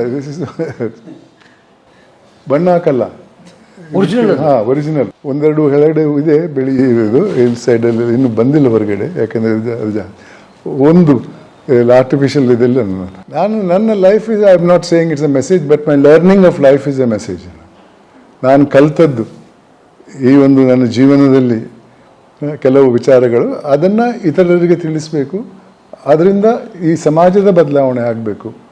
ನಾನು 2 ಥರದ ಸಮಾಜವನ್ನು ಕಂಡವನು. ಹಿಂದೆ ಈ ರೀತಿ ಆಗ್ತಾ ಇರಲಿಲ್ಲ. ಪ್ರತಿ ಧರ್ಮದಲ್ಲೂ ಕೂಡ ಇರ್ತದೆ. ನೀನು ಯಾವ ರೀತಿ ಇರಬೇಕನ್ನೋದನ್ನು. ಆದರೆ ಇವತ್ತು ಅದರ ದುರ್ಬಳಕೆ ಕೂಡ ಆಗ್ತಾ ಇದೆ. ನೋಡಿ ಯಾವ ರೀತಿ, ನಾನು ಉದಾಹರಣೆಗೆ ನಾನು ಕಂಡಂಥ ವಿಚಾರ ಹೇಳ್ತೇನೆ. ಒಂದು 2010 11 ಇರಬೇಕು, ಹರೀಶ್ ನಂಜಪ್ಪ ಅನ್ನೋ ಒಬ್ಬ ಯುವಕ ಮೋಟರ್ ಸೈಕಲಲ್ಲಿ ಹೋಗ್ತಾ ಇದ್ದೆ ಬೆಂಗಳೂರಿನ ಆಸ್ಪಾಸಲ್ಲಿ. ಅವನ ಹಿಂದೆ ಒಂದು ಲಾರಿ ಹೋಗ್ತಾ ಇತ್ತು. ಆ ಲಾರಿಯ ಫ್ರಂಟ್ ಟೈರ್ ಪಂಕ್ಚರ್ ಆಗಿತ್ತು. ಅದು ಒಂದು ರಿಮ್ಮಲ್ಲಿ ಹೋಗ್ತಾ ಇತ್ತು. ಅದು ಆಕ್ಸಿಡೆಂಟ್ ಆಗಿ ಆತನ ದೇಹದ ಮೇಲೆ ದೇಹ ಇಬ್ಬಾಗವಾಗ್ತದೆ. ಅವನು ಬಿದ್ದಿದ್ದಾನೆ ಕೆಳಗಡೆ 2 ಭಾಗ. 10 ಜನ ಫೋಟೋ ತೆಗಿತಾ ಇದ್ದಾರೆ, ವಿಡಿಯೋ ಮಾಡ್ತಾ ಇದ್ದಾರೆ. ಅವನೊಂದು ಜೀವಂತವಾಗಿದ್ದ. ಒಂದು ತುತ್ತು ನೀರು ಕೊಡಿ ಅಂತ ಕೇಳಿದ, ಯಾರೂ ಕೊಟ್ಟಿಲ್ಲ. ಆ್ಯಂಬುಲೆನ್ಸ್ ಬರ್ತದೆ, ಸಿಬ್ಬಂದಿ ದೇಹದ 2 ಭಾಗವನ್ನು ಎತ್ತಿಬಿಟ್ಟು ಆ್ಯಂಬುಲೆನ್ಸಲ್ಲಿ ಹಾಕ್ತಾರೆ, ಮತ್ತು ಜೀವಂತವಾಗಿದ್ದ. ಸಿಬ್ಬಂದಿಗೆ ಹೇಳ್ತಾರೆ, ದಯವಿಟ್ಟು ವೈದ್ಯರಿಗೆ ಹೇಳಿ ನನ್ನ ಕಣ್ಣನ್ನು ದಾನ ಮಾಡೋಕ್ಕೆ. ಇದು ಕಟ್ಟುಕತೆ ಅಲ್ಲ. ZTV ಅವರು ಆತನ ತಾಯಿಗೆ ಆತನ ಹೆಸರಲ್ಲಿ ಮರಣೋತ್ತರ ಪ್ರಶಸ್ತಿ ಕೊಡ್ತಾರೆ. ಅದನ್ನು ಪ್ರದಾನ ಮಾಡೋಕ್ಕೆ ನನ್ನನ್ನು ಕರೆದು. ಇದು ಮಾನವೀಯತೆ ಇರುವುದಕ್ಕೂ ಇಲ್ಲದೆ ಇರುವುದಕ್ಕೂ ಒಂದೇ ಉದಾಹರಣೆ ಸಾಕು. ಅಲ್ಲಿದ್ದವ್ರಿಗೆ ನೋಡಿದ್ದಾರೆ. ಒಂದಿಷ್ಟು ನೀರು ಕೊಡುವಂಥ ಮನಸ್ಸು ಅವ್ರಿಗೆ ಇರಲಿಲ್ಲ. ಇಲ್ಲೊಬ್ಬ ಸಾಯ್ತಾ ಇದ್ದಾನೆ, ನರಳ್ತಾ ಇದ್ದಾನೆ, ಆತ ತನ್ನ ಕಣ್ಣನ್ನು ದಾನ ಮಾಡೋಕ್ಕೆ ಹೇಳ್ತಾನೆ. ಇದಕ್ಕಿಂತ ಮೇಲ್ಪಟ್ಟಂಥ ಉದಾಹರಣೆ ಬೇಡ. ಇಂತಹ ಉದಾಹರಣೆಗಳು ಎಷ್ಟಿದೆ ನನ್ನ ಹತ್ರ. ಒಂದು ಬಾಗಲಕೋಟೆಯಿಂದ ಗಂಡ ಹೆಂಡತಿ ಒಬ್ಬ ಟೈಲರ್ ಒಂದು 6 ತಿಂಗಳ ಮಗುವನ್ನು ಕರ್ಕೊಂಡು ಬರ್ತಾರೆ. ಏನಪ್ಪ ಸಮಸ್ಯೆ ಅಂತ ಕೇಳಿದರೆ, ಸ್ವಾಮಿ ನನಗೆ ಆದಾಯ ಇಲ್ಲ. ಅಲ್ಲ ಸ್ವಾಮಿ, ಈ ಮಗು ನೋಡೋಕ್ಕೆ ಚೆನ್ನಾಗಿಯೇ ಇದೆ, ಈ ಮಗುವಿಗೆ ಗುದದ್ವಾರ ಇಲ್ಲ, ತಿನ್ನೋದು ಬಾಯಲ್ಲಿ ಹೊರಗೆ ತರೋದು ಬಾಯಲ್ಲಿ. ಭಾಳ ಬೇಸರ ಪಡ್ಕೊಂಡಿದ್ರಂತೆ. ಒಬ್ಬ ಲೋಕಲ್ ಡಾಕ್ಟ್ರು ಹೇಳ್ತಾರೆ, ಬೇಸರ ಪಡ್ಕೊಳ್ಬೇಡಿ, ಇದಕ್ಕೆ ಪರಿಹಾರ ಇದೆ, ಇದನ್ನೊಂದು ಸುಸಜ್ಜಿತ ಆಸ್ಪತ್ರೆಗೆ ಕರ್ಕೊಂಡೋಗಿ ಅಲ್ಲಿ ಮಕ್ಕಳ ವೈದ್ಯ ಆಪರೇಷನ್ ಮೂಲಕ ಸರಿ ಮಾಡಿಸ್ಕೊಡ್ತಾನಂತ. ಅದನ್ನು ನಂಬಿ ಹುಬ್ಳಿ ಮೆಡಿಕಲ್ ಕಾಲೇಜ್ ಆಸ್ಪತ್ರೆಗೆ ಕರ್ಕೊಂಡು ಹೋಗ್ತಾನೆ. ಅಲ್ಲಿ ಮಕ್ಕಳ ತಜ್ಞ ಮಗುವನ್ನು ಪರೀಕ್ಷೆ ಮಾಡ್ತಾನೆ. ಹೇಳ್ತಾನೆ, ಎಲ್ಲ ಮಾಡಿಕೊಡ್ತೇನೆ, ಒಂದಿಷ್ಟು ಖರ್ಚಾಗ್ತದೆ ಅಂತಾನೆ. ಖರ್ಚು ಲಂಚ. ಗಂಡ ಹೆಂಡತಿಗೆ ಗೊತ್ತಿತ್ತು ಇದೇ ರೀತಿ ಆಗ್ತದೆ ಅಂತ. ಸ್ವಲ್ಪ ಅದರಿಂದ ಸಾಧ್ಯವಾದ ಹಣ ತಂದಿದ್ರು, ಅದನ್ನು ಕೊಡ್ತಾರೆ. ಅದನ್ನು ಲೆಕ್ಕ ಹಾಕ್ಬಿಟ್ಟು, ಈ ಮೊತ್ತಕ್ಕೆ ನಾನು ಪಕ್ಕದಲ್ಲಿ ಒಂದು ಸಂಧಿ ಮಾಡಿಕೊಡ್ತೇನೆ, ಮಲ ಅದರಿಂದ ಹೊರಗೆ ಹೋಗ್ತದೆ, ಮಗು ಆ ಮಲ ಶೇಖರಣೆ ಮಾಡೋಕ್ಕೆ ಬ್ಯಾಗ್ ಹಾಕ್ಕೊಂಡಿರಬೇಕು ಜೀವನ ಪರ್ಯಂತ. It is not A treatment, it is just A facility. ಆ ವೈದ್ಯ ದೇವರನ್ನು ಕೇಳ್ಕೊಂಡಿರ್ಬೇಕು, ನನಗೆ ವಿದ್ಯೆ ಕೊಡಿ, ನನ್ನನ್ನು ವೈದ್ಯನಾಗಿ ಮಾಡಿ, ನನ್ನನ್ನು ಮಕ್ಕಳ ತಜ್ಞನಾಗಿ ಮಾಡಿ, ನನಗೊಂದು ಸರ್ಕಾರಿ ಕೆಲಸ ಕೊಡಿಸಿ ಅಂತ. ದೇವರು ಎಲ್ಲ ವರ ಕೊಟ್ಟರು. ಈ ಮಗುವಿಗೆ ಒಂದು ಭವಿಷ್ಯ ಕೊಡುವಂತಹ ಶಕ್ತಿ ಆತನಲ್ಲಿತ್ತು. ಆತನ ದುರಾಸೆ ಬಿಟ್ಟಿಲ್ಲ ಅಂತಹ ವ್ಯಕ್ತಿಗಳು. ಆ ಮಗುವನ್ನು ಲೋಕಾಯುಕ್ತಾಧಿಕಾರಿಗಳು ಏರ್ಪೋರ್ಟ್ ರೋಡಲ್ಲಿರುವಂಥ ಮಣಿಪಾಲ ಆಸ್ಪತ್ರೆಗೆ ಕರ್ಕೊಂಡು ಹೋದರು. ಅಲ್ಲಿ ವೈದ್ಯರನ್ನು ಬೇಡ್ಕೊಂಡು ಆಪ್ರೇಷನ್ ಮಾಡಿದರು. ಇವತ್ತು ಸುಮಾರು 12-13 ವರ್ಷದ ಹೆಣ್ಮಗಳು. ಪ್ರತಿ ವರ್ಷ ಆಕೆ ಹುಟ್ಟು ಹಬ್ಬಕ್ಕೆ ಅವರು ಫೋನ್ ಮಾಡ್ತಾರೆ ನನಗೆ, ಆಶೀರ್ವಾದ ಮಾಡಿ ಮಗಳಿಗೆ ಅಂತ. ಎಷ್ಟೊಂದು ಮನಸ್ಸಿಗೆ ಖುಷಿ ಆಗ್ತದೆ. 12 years old, she is going to school, she is perfectly all right. ಯಾವ ಬ್ಯಾಗು ಇಲ್ಲ, ಏನಿಲ್ಲ. ಅದೇನ್ರಿ ಒಂದು ಉದದ್ವಾರದ ಮೇಲೆ ಒಂದು ಗ್ರೋತ್ ಆಗಿದೆ. ಆ ಗ್ರೋತನ್ನು ತೆಗಿಬೇಕು. ಆದರೆ ತೆಗೆಯುವಾಗ ಆ ಏನಲ್ ಮಸಲ್ಗೆ ಡ್ಯಾಮೇಜ್ ಆಗಬಾರ್ದು. ಅದನ್ನು ಕ್ಲೀನಾಗಿ ತೆಗಿಬೇಕಾಗಿದೆ ಅಷ್ಟೇ. ಅದಕ್ಕೆ ಎಕ್ಸ್ಪರ್ಟ್ಸ್ ಬೇಕು. ಆದರೆ ನೋಡಿ ಏನಂತ, ಅದೇನ್ರಿ ಎಂತೆಂಥ ನಾನು ಇದನ್ನು ಕಂಡಿದ್ದೇನೆ. ಒಂದು ದಿವಸ ಕೊಪ್ಪಳಿಂದ ಒಬ್ಬರು ಬರ್ತಾರೆ, ಏನಪ್ಪ ನೀವು ಸಮಸ್ಯೆ ಅಂತ ಕೇಳಿದೆ. ಸ್ವಾಮಿ, ನನ್ನ ಹೆಂಡತಿ ಒಂದು ಹೆಣ್ಮಗಳನ್ನು ಹಡ್ದಿದ್ದಾಳೆ. ಅದರಲ್ಲಿ ಏನಪ್ಪ? ಇಲ್ಲ ಸರ್, ಕರ್ನಾಟಕ ಸರ್ಕಾರದ ಒಂದು ಯೋಜನೆ ಇದೆ ಭಾಗ್ಯಲಕ್ಷ್ಮಿ ಅಂತ. ಅದರ ಪ್ರಕಾರ ಬಡ ಕುಟುಂಬಕ್ಕೆ ಹುಟ್ಟಿದಂಥ ಹೆಣ್ಮಕ್ಳಿಗೆ ಒಂದಿಷ್ಟು ಅನುದಾನ ಸಿಗಬೇಕು. ನಾನು ಬಡವ ಸರ್, ನಾನು ಸಮಾಜ ಕಲ್ಯಾಣ ಡಿಪಾರ್ಟ್ಮೆಂಟ್ನವರು ನನಗೆ ಕೊಡ್ತಾ ಇಲ್ಲ ಅನುದಾನ, ನೀವು ಬಡವ ಅಂತ ಯಾವುದೇ ಪುರಾವೆ ಇಲ್ಲ ಅಂತ ಬೇಸರ ಪಡ್ಕೊಂಡು ಅವನನ್ನು ನಂಬಿ ಒಬ್ಬ ಅಧಿಕಾರಿಯನ್ನು ಕಳಿಸಿದೆ, ವಿಚಾರಣೆ ಮಾಡಿ ವರದಿ ಕೊಡಿ ಅಂತ. ಆ ವರದಿ ಪ್ರಕಾರ ಈತನ ಹೆಂಡತಿ ಮತ್ತು ಗರ್ಭಿಣಿ ಹೆಂಡತಿ ಮತ್ತೊಬ್ಬಳು ಮಹಿಳೆ, ಅವಳು ಗರ್ಭಿಣಿ ಅಲ್ಲ, ನಡ್ಕೊಂಡು 9 ಕಿಲೋಮೀಟರ್ ನಡ್ಕೊಂಡು ಕೊಪ್ಪಳ ಜಿಲ್ಲಾ ಆಸ್ಪತ್ರೆಗೆ ಬರ್ತಾರೆ ಹೆರಿಗೆಗೆ ಅಂತ. ಯಾಕಂದರೆ ಆ ಯೋಜನೆ ಪ್ರಕಾರ ಸರ್ಕಾರಿ ಆಸ್ಪತ್ರೆಯಲ್ಲಿ ಹುಟ್ಟಿದಂಥ ಹೆಣ್ಣು ಮಗಳಿಗೆ ಪ್ರಿಸಂಪ್ಷನ್ ಹೊಂದಿದೆ, ಅವ್ರು ಬಡ ಕುಟುಂಬದವರು ಅಂತ. ಬಂದಾಗ ಏನಾಗ್ತದೆ, ಸಿಬ್ಬಂದಿ ಮೊದಲು ಕಾಸು ಕೊಡಿ, ನಂತರ ಹಾಸಿಗೆ ಅಂತಾರೆ. ಇವತ್ತು ಕಾಸು ಕೊಡೋಕೆ ಇರಲಿಲ್ಲ, ಹಣ ನಡ್ಕೊಂಡು ಬರ್ತಾರೆ, ಬಸ್ಸಲ್ಲಿ ಬರಲಿಲ್ಲ. ಆದರೆ ಹಣ ಕೊಡದೆ ಹಾಸಿಗೆ ಕೊಡಲ್ಲ ಅಂತ. ಯಾಕೆ? ಪರಿಸ್ಥಿತಿ ಗೊತ್ತಿದ್ದು ಕೂಡ ವಿಧಿ ಇಲ್ಲದೆ ಜೊತೆ ಬಂದವಳನ್ನು ವಾಪಸ್ ಕಳಿಸ್ತಾಳೆ, ಹಣ ಸ್ವಲ್ಪ ತಗೊಂಡು ಬಾ ಅಂತ. ಆವಾಗ ಸಿಬ್ಬಂದಿ ಹೇಳ್ತಾರೆ, ಆ ಹಣ ಬರುವವರೆಗೆ ಇಲ್ಲಿ ಕೂರಬೇಡಿ, ಹೊರಗೆ ಕೂತ್ಕೊಳ್ಳಿ ಅಂತ. ಆಕೆ ಗೇಟ್ ದಾಟಿ ಮಾರ್ಗ ದಾಟಿ ಬಸ್ ಸ್ಟಾಪಲ್ಲಿ ಕೂತಿರ್ತಾಳೆ. ಹಣ ಬರುವ ಮೊದಲು ಹೆರಿಗೆ ಬಸ್ ಸ್ಟಾಪಲ್ಲಿ ಆಗ್ತದೆ. ಸಮಾಜ ಕಲ್ಯಾಣ ಡಿಪಾರ್ಟ್ಮೆಂಟ್ ಅವ್ರದ್ದು ಬಸ್ ಸ್ಟಾಪಿಗೂ ಆಸ್ಪತ್ರೆಗೆ ಸಂಬಂಧ ಇಲ್ಲ ಅಂತ. ಆದರೆ ಕಾನೂನಲ್ಲಿ ಒಂದು ಪ್ರಿನ್ಸಿಪಲ್ ಇದೆ, ವೈಕೇರಿಯಸ್ ಲಯಬಿಲಿಟಿ ಅಂತ. ಜವಾನ ಮಾಡಿದ ತಪ್ಪಿಗೆ ಯಜಮಾನ ಜವಾಬ್ದಾರಿ ಅಂತ. ಅದನ್ನು ಬಳಸ್ಕೊಂಡು ಸರ್ಕಾರಕ್ಕೆ ವರದಿ ಕೊಟ್ಟಿದ್ದೆ. ನನ್ನ ವರದಿ ಪ್ರಕಾರ ಈಕೆ ಈ ಮಹಿಳೆ ಆ ಸರ್ಕಾರಿ ಆಸ್ಪತ್ರೆಗೆ ಹೆರಿಗೆಯಾಗಿ ಬಂದಿದ್ಲು, ಯಾಕೆಂದರೆ ಈ ಅನುದಾನ ಸಿಗಬಹುದು ಅನ್ನೋ ಹಿನ್ನೆಲೆಯಲ್ಲಿ. ಆದರೆ ನಿಮ್ಮ ಸಿಬ್ಬಂದಿ ಬಿಟ್ಟಿಲ್ಲ ಈಕೆಯನ್ನು. ಆದ್ದರಿಂದ ನೀವು ಅವರ ತಪ್ಪಿಗೆ ನೀವು ಜವಾಬ್ದಾರಿ, ಅನುದಾನ ಕೊಡಿ ಅಂತ ಕೊಟ್ಟರು. ಆದರೆ ಯಾವ ರೀತಿಯಲ್ಲಿ ಆ ಮಗುವಿಗೆ ಅನುದಾನ ಸಿಕ್ತು. ಆದರೆ ಇವ್ರು ಕಳಿಸ್ಬಿಟ್ಟು ಮತ್ತೆ ಸರ್ಕಾರಿ ಆಸ್ಪತ್ರೆಯಲ್ಲಿ ಹುಟ್ಟಿಲ್ಲ ಅಂತ ಹೇಳ್ತಾರಲ್ಲ. ಇಂಥದ್ದು ಎಷ್ಟು ಸಾವಿರ ಉದಾಹರಣೆಗಳು ನಮ್ಮ ಹತ್ರ ಇವೆ ಸ್ವಾಮಿ. ಮಾನವೀಯತೆ ಮಾತ್ರ ಅಲ್ಲ, ಅದರಲ್ಲಿ ದುರಾಸೆ ಕೂಡ ಸೇರ್ಕೊಂಡಿದೆ. ಇವತ್ತು ಹೇಗಿದೆ ಲೋಕಾಯುಕ್ತ ಸಂಸ್ಥೆ? ಮಾತಾಡಕ್ಕೆ ಹೋಗಲ್ಲ. ಆದರೆ ನಮ್ಮ ದೇಶಕ್ಕೆ ಭವಿಷ್ಯ ಇದೆ ನೋಡ್ರಿ. ದೇಶದಲ್ಲಿ ಉದ್ಧಾರ ಬಹಳಷ್ಟು ಡೆವಲಪ್ಮೆಂಟ್ ಆಗಿದೆ. ಒಂದು ರೀತಿಯಲ್ಲಿ ನಾವು ನೋಡಕ್ಕೆ ಹೋದರೆ ಖಂಡಿತವಾಗಿಯೂ ಈ ದೇಶದ ಆರ್ಥಿಕ ಪರಿಸ್ಥಿತಿ ಇವತ್ತು ದೊಡ್ಡ ದೊಡ್ಡ ದೇಶದ ಆರ್ಥಿಕ ಪರಿಸ್ಥಿತಿ ಜೊತೆ ನಾವು 4th 5th ಏನೋ ಬರ್ತಾ ಇದ್ದೇವೆ ಆರ್ಥಿಕ ಪರಿಸ್ಥಿತಿಯಲ್ಲಿ. ಆದರೆ ಭಾಳಷ್ಟು ಆಗಬೇಕಾದದ್ದು ಆಗಲಿಲ್ಲ, ಇನ್ನೂ ಭಾಳಷ್ಟಿದೆ. ಅದರಲ್ಲಿ ಒಂದು ದೊಡ್ಡ ಸಮಸ್ಯೆ ನನ್ನ ಅನಿಸಿಕೆಯಲ್ಲಿ ಏನಂದರೆ, ಈ ಅಭಿವೃದ್ಧಿ ಆದದ್ದು ಪಟ್ಟಣಗಳಲ್ಲಿ ಜಾಸ್ತಿ, ಗ್ರಾಮಾಂತರ ಪ್ರದೇಶದಲ್ಲಿ ಆಗಬೇಕಾದಂಥ ಅಭಿವೃದ್ಧಿ ಆಗಿಲ್ಲ. ಅವರಿಗೆ ನಿಜವಾಗ್ಲೂ ಸಿಗಬೇಕಾದಂಥ ಸೌಲಭ್ಯ ಸ್ವಲ್ಪ ಸಿಕ್ಕಿರ್ಬೋದು, ಆದರೆ ಸಿಗಬೇಕಾದಷ್ಟು ಸಿಕ್ಕಿಲ್ಲ. ಅಲ್ಲಿ ಸಿಗಬೇಕಾದಂಥ ಸೌಲಭ್ಯಗಳು ಕೂಡ ಇಲ್ಲ ಬೇಕಾದಷ್ಟು ಗ್ರಾಮಾಂತರ ಪ್ರದೇಶದಲ್ಲಿ. ಅದಕ್ಕಾಗಿ ಬೇರೆ ಬೇರೆ ಯೋಜನೆಗಳೆಲ್ಲ ಇವೆ, ಆ ಯೋಜನೆ ಹಣ ಎಲ್ಲ ಸೋರ್ಕೊಂಡು ಹೋಗ್ತಿದೆ. ಆದ್ದರಿಂದ ಈ ಒಂದು ಅಭಿವೃದ್ಧಿ ಅನ್ನೋದು ಇವತ್ತು ಬರೀ ಪಟ್ಟಣಗಳಿಗೆ ಸೀಮಿತವಾದದ್ದು, ಅದು ಅಲ್ಲೂ ಕೂಡ ಹೋಗಬೇಕಾಗಿದೆ. ಇದರ ಬದಲಿ ಈ ರೀತಿ ಕೆಲವು ನ್ಯೂನತೆಗಳಲ್ಲಿವೆ, ಆದರೆ ಅದನ್ನು ಸರಿಪಡಿಸೋಕ್ಕೆ ಸಾಧ್ಯ ಇಲ್ಲ. ಯಾಕೆಂದರೆ ಅದಕ್ಕಾಗಿ ಮೀಸಲಾಗಿಟ್ಟಂಥ ಹಣ ಅಲ್ಲಿಗೆ ಹೋಗ್ತಾ ಇಲ್ಲ. ಪ್ರಧಾನಮಂತ್ರಿಗಳು ಹೇಳಿದ ಮಾತಲ್ಲ, ಅದರಲ್ಲಿ ಇದಕ್ಕೆ ಮೂಲ ಕಾರಣ ಅಧಿಕಾರದಲ್ಲಿರುವವರು. ಈ 3 ಸ್ತಂಭಗಳಿದೆ ಅಲ್ಲ, ಸಂವಿಧಾನದ 3 ಸ್ತಂಭಗಳು, ಅದು ತಮ್ಮ ಜವಾಬ್ದಾರಿಯನ್ನು ಪ್ರಾಮಾಣಿಕತೆಯಿಂದ ನಿಭಾಯಿಸ್ತಾ ಇಲ್ಲ. ಅದರಿಂದ ಇದಾಗಿ ಅದಕ್ಕಾಗಿ ನಾನು ಹೇಳೋದು, ಈ ಸಮಾಜವನ್ನು ಬದಲಾಯಿಸಿದರೆ ಖಂಡಿತವಾಗಿಯೂ ಅಲ್ಲಿ ಏನಾಗಬೇಕೋ ಅದು ಆಗ್ತದೆ. ಸಮಾಜ ನೈತಿಕತೆ ಕಡೆ ಹೋಗ್ಬೇಕು. ಹೌದು, ಅದು ಭಾಳ ದೊಡ್ಡದು. ಇವತ್ತು ಆ ನೈತಿಕತೆ ಅನ್ನೋದು ಇಲ್ಲ. ಇವತ್ತು ಸಂತೋಷ್ ಹೆಗಡೆ ಸರ್ ಹೇಳಿದ ಮಾತುಗಳನ್ನು ಯುವಕರಾಗಿ ನಾವೆಲ್ಲರೂ ಭಾಳ ಗಮನ ಇಟ್ಟು ಕೇಳಬೇಕು ಅಂತ ಅನ್ನೋದು ನನ್ನ ಅನಿಸಿಕೆ ಸ್ನೇಹಿತರೆ. ಯಾಕಂದರೆ ನಡೆದೋಗಿದ್ದನ್ನ ಬದಲಾಯಿಸೋಕ್ಕೆ ಆಗಲ್ಲ, ಆದರೆ ನಡೀತಿರೋದನ್ನು ಬದಲಾಯಿಸೋಕ್ಕೆ ಸಾಧ್ಯ ಇದೆ. ಅದಕ್ಕೆ ಕಾನೂನು ಕೂಡ ಸೋತಿದೆ, ಕಾರ್ಯಾಂಗ ಶಾಸಕಾಂಗ ಕೂಡ ಸೋತಿದೆ. ಆದರೆ ಸಾಮಾಜಿಕ ಅಂಗ ಒಂದು ಇದೆಯಲ್ಲ, ಸಮಾಜಕ್ಕೊಂದು ಮನಸ್ಸಿದೆಯಲ್ಲ, ಸಮಾಜಕ್ಕೊಂದು ನೈತಿಕ ಪ್ರಜ್ಞೆ ಇದೆಯಲ್ಲ, ಆ ನೈತಿಕ ಪ್ರಜ್ಞೆಯನ್ನು ಮತ್ತೆ ನಾವು ಅದನ್ನು ಹೊಸದಾಗಿ ಏನು ತಂದಿಟ್ಕೊಳ್ಳೋ ಅವಶ್ಯಕತೆ ಇಲ್ಲ. ಇದ್ದದನ್ನು ಬಡಿದು ಎಬ್ಬಿಸಿ ಎಚ್ಚರಾಗಿ ಒಳ್ಳೇದನ್ನ ಒಳ್ಳೇದು ಅಂತ ಸ್ವೀಕರಿಸ್ತಾ ಕೆಟ್ಟದನ್ನು ದೂರ ಇಡುವಂಥ ನಮ್ಮ ಹಿರಿಯರ ಸಂಸ್ಕೃತಿ ಏನಿತ್ತಲ್ಲ ಅದನ್ನು ಮಾಡೋಣ ಅಂತ ಹೇಳಿ ಇವತ್ತು ನಮ್ಮ ಸರ್ ಬಹಳ ಅದ್ಭುತವಾದ ಮಾತನ್ನು ಹೇಳಿದ್ರು. ಆಮೇಲೆ ಅವ್ರ ಬದುಕಲ್ಲಿ ಅನೇಕ ಪಾಠಗಳಿದ್ದಾವೆ. ಅವರು ಕೂಡ ದೊಡ್ಡ ಹುದ್ದೆಯಲ್ಲಿದ್ದರು, ಮಾಡಿದರೆ ಬಹುಶಃ ಅರ್ಧ ಬೆಂಗಳೂರು ಬದುಕ್ಬೋದಿತ್ತು ಅವರು. ಆದರೆ ಒಂದು ಫ್ಲ್ಯಾಟಲ್ಲಿ ಅವರು ಅದ್ಭುತವಾಗಿ ಅವ್ರವ್ರ ಕುಟುಂಬ ಬದುಕ್ತಿದ್ದಾರೆ. ಆದರೂ ಚೆನ್ನಾಗಿದ್ದಾರೆ. ಅವರೇನು ಕಷ್ಟಕ್ಕೆ ದಿನ ಒಂದೊತ್ತಿ ಇವ್ರ ಕೈ ಇಡುವಂಥ ಸ್ಥಿತಿ ದೇವ್ರು ಕೊಟ್ಟಿಲ್ಲ. ಅಂದರೆ ಸಮಾಜ ಅಥವಾ ಇವತ್ತಿರುವಂಥ ಪರಿಸ್ಥಿತಿ ನಮ್ಮನ್ನು ಚೆನ್ನಾಗೇ ಇಡುತ್ತೆ. ಆದರೆ ನಾವು ಅದನ್ನು ಮೀರಿ ಒಂದು ದುರಾಸೆ ಕಡೆ ಹೋಗ್ತೀವಲ್ಲ, ಅವಾಗ ಎಲ್ಲವೂ ಸಮಸ್ಯೆ ಸ್ಟಾರ್ಟ್ ಆಗುತ್ತೆ. ಇನ್ನೊಬ್ಬನಿಗೂ ತೊಂದರೆ ಕೊಡೋಕೆ ನಾವು ಪ್ರಾರಂಭಿಸ್ತೀವಿ. ಅದನ್ನೆಲ್ಲ ಬಿಟ್ಟು ನಾವು ನಿಜಕ್ಕೂ ಸಾಮಾಜಿಕ ಜವಾಬ್ದಾರಿ ಇರುವ ಭಾರತೀಯರಾಗಿ ಯೋಚಿಸೋಣ ಅಂತ ಕೇಳ್ಕೊತೀನಿ. ಸರ್, ನಿಮ್ಗೆ ಅನಂತ ಧನ್ಯವಾದ ಸರ್. ನನಗೆ ಇವತ್ತು ತಮಗೆ ಎಷ್ಟು ಧನ್ಯವಾದ ಹೇಳ್ಬೇಕು ನಂಗೆ ಗೊತ್ತಾಗ್ತಿಲ್ಲ. ತಮ್ಮ ಅಮೂಲ್ಯವಾದ ಸಮಯ ಕೊಟ್ಟರೆ ನಮ್ಮೆಲ್ಲ ಕಲಾ ಮಾಧ್ಯಮ ವೀಕ್ಷಕರ ಪರವಾಗಿ ತಮಗೆ many thanks sir. Thank you. ನಮಸ್ತೆ.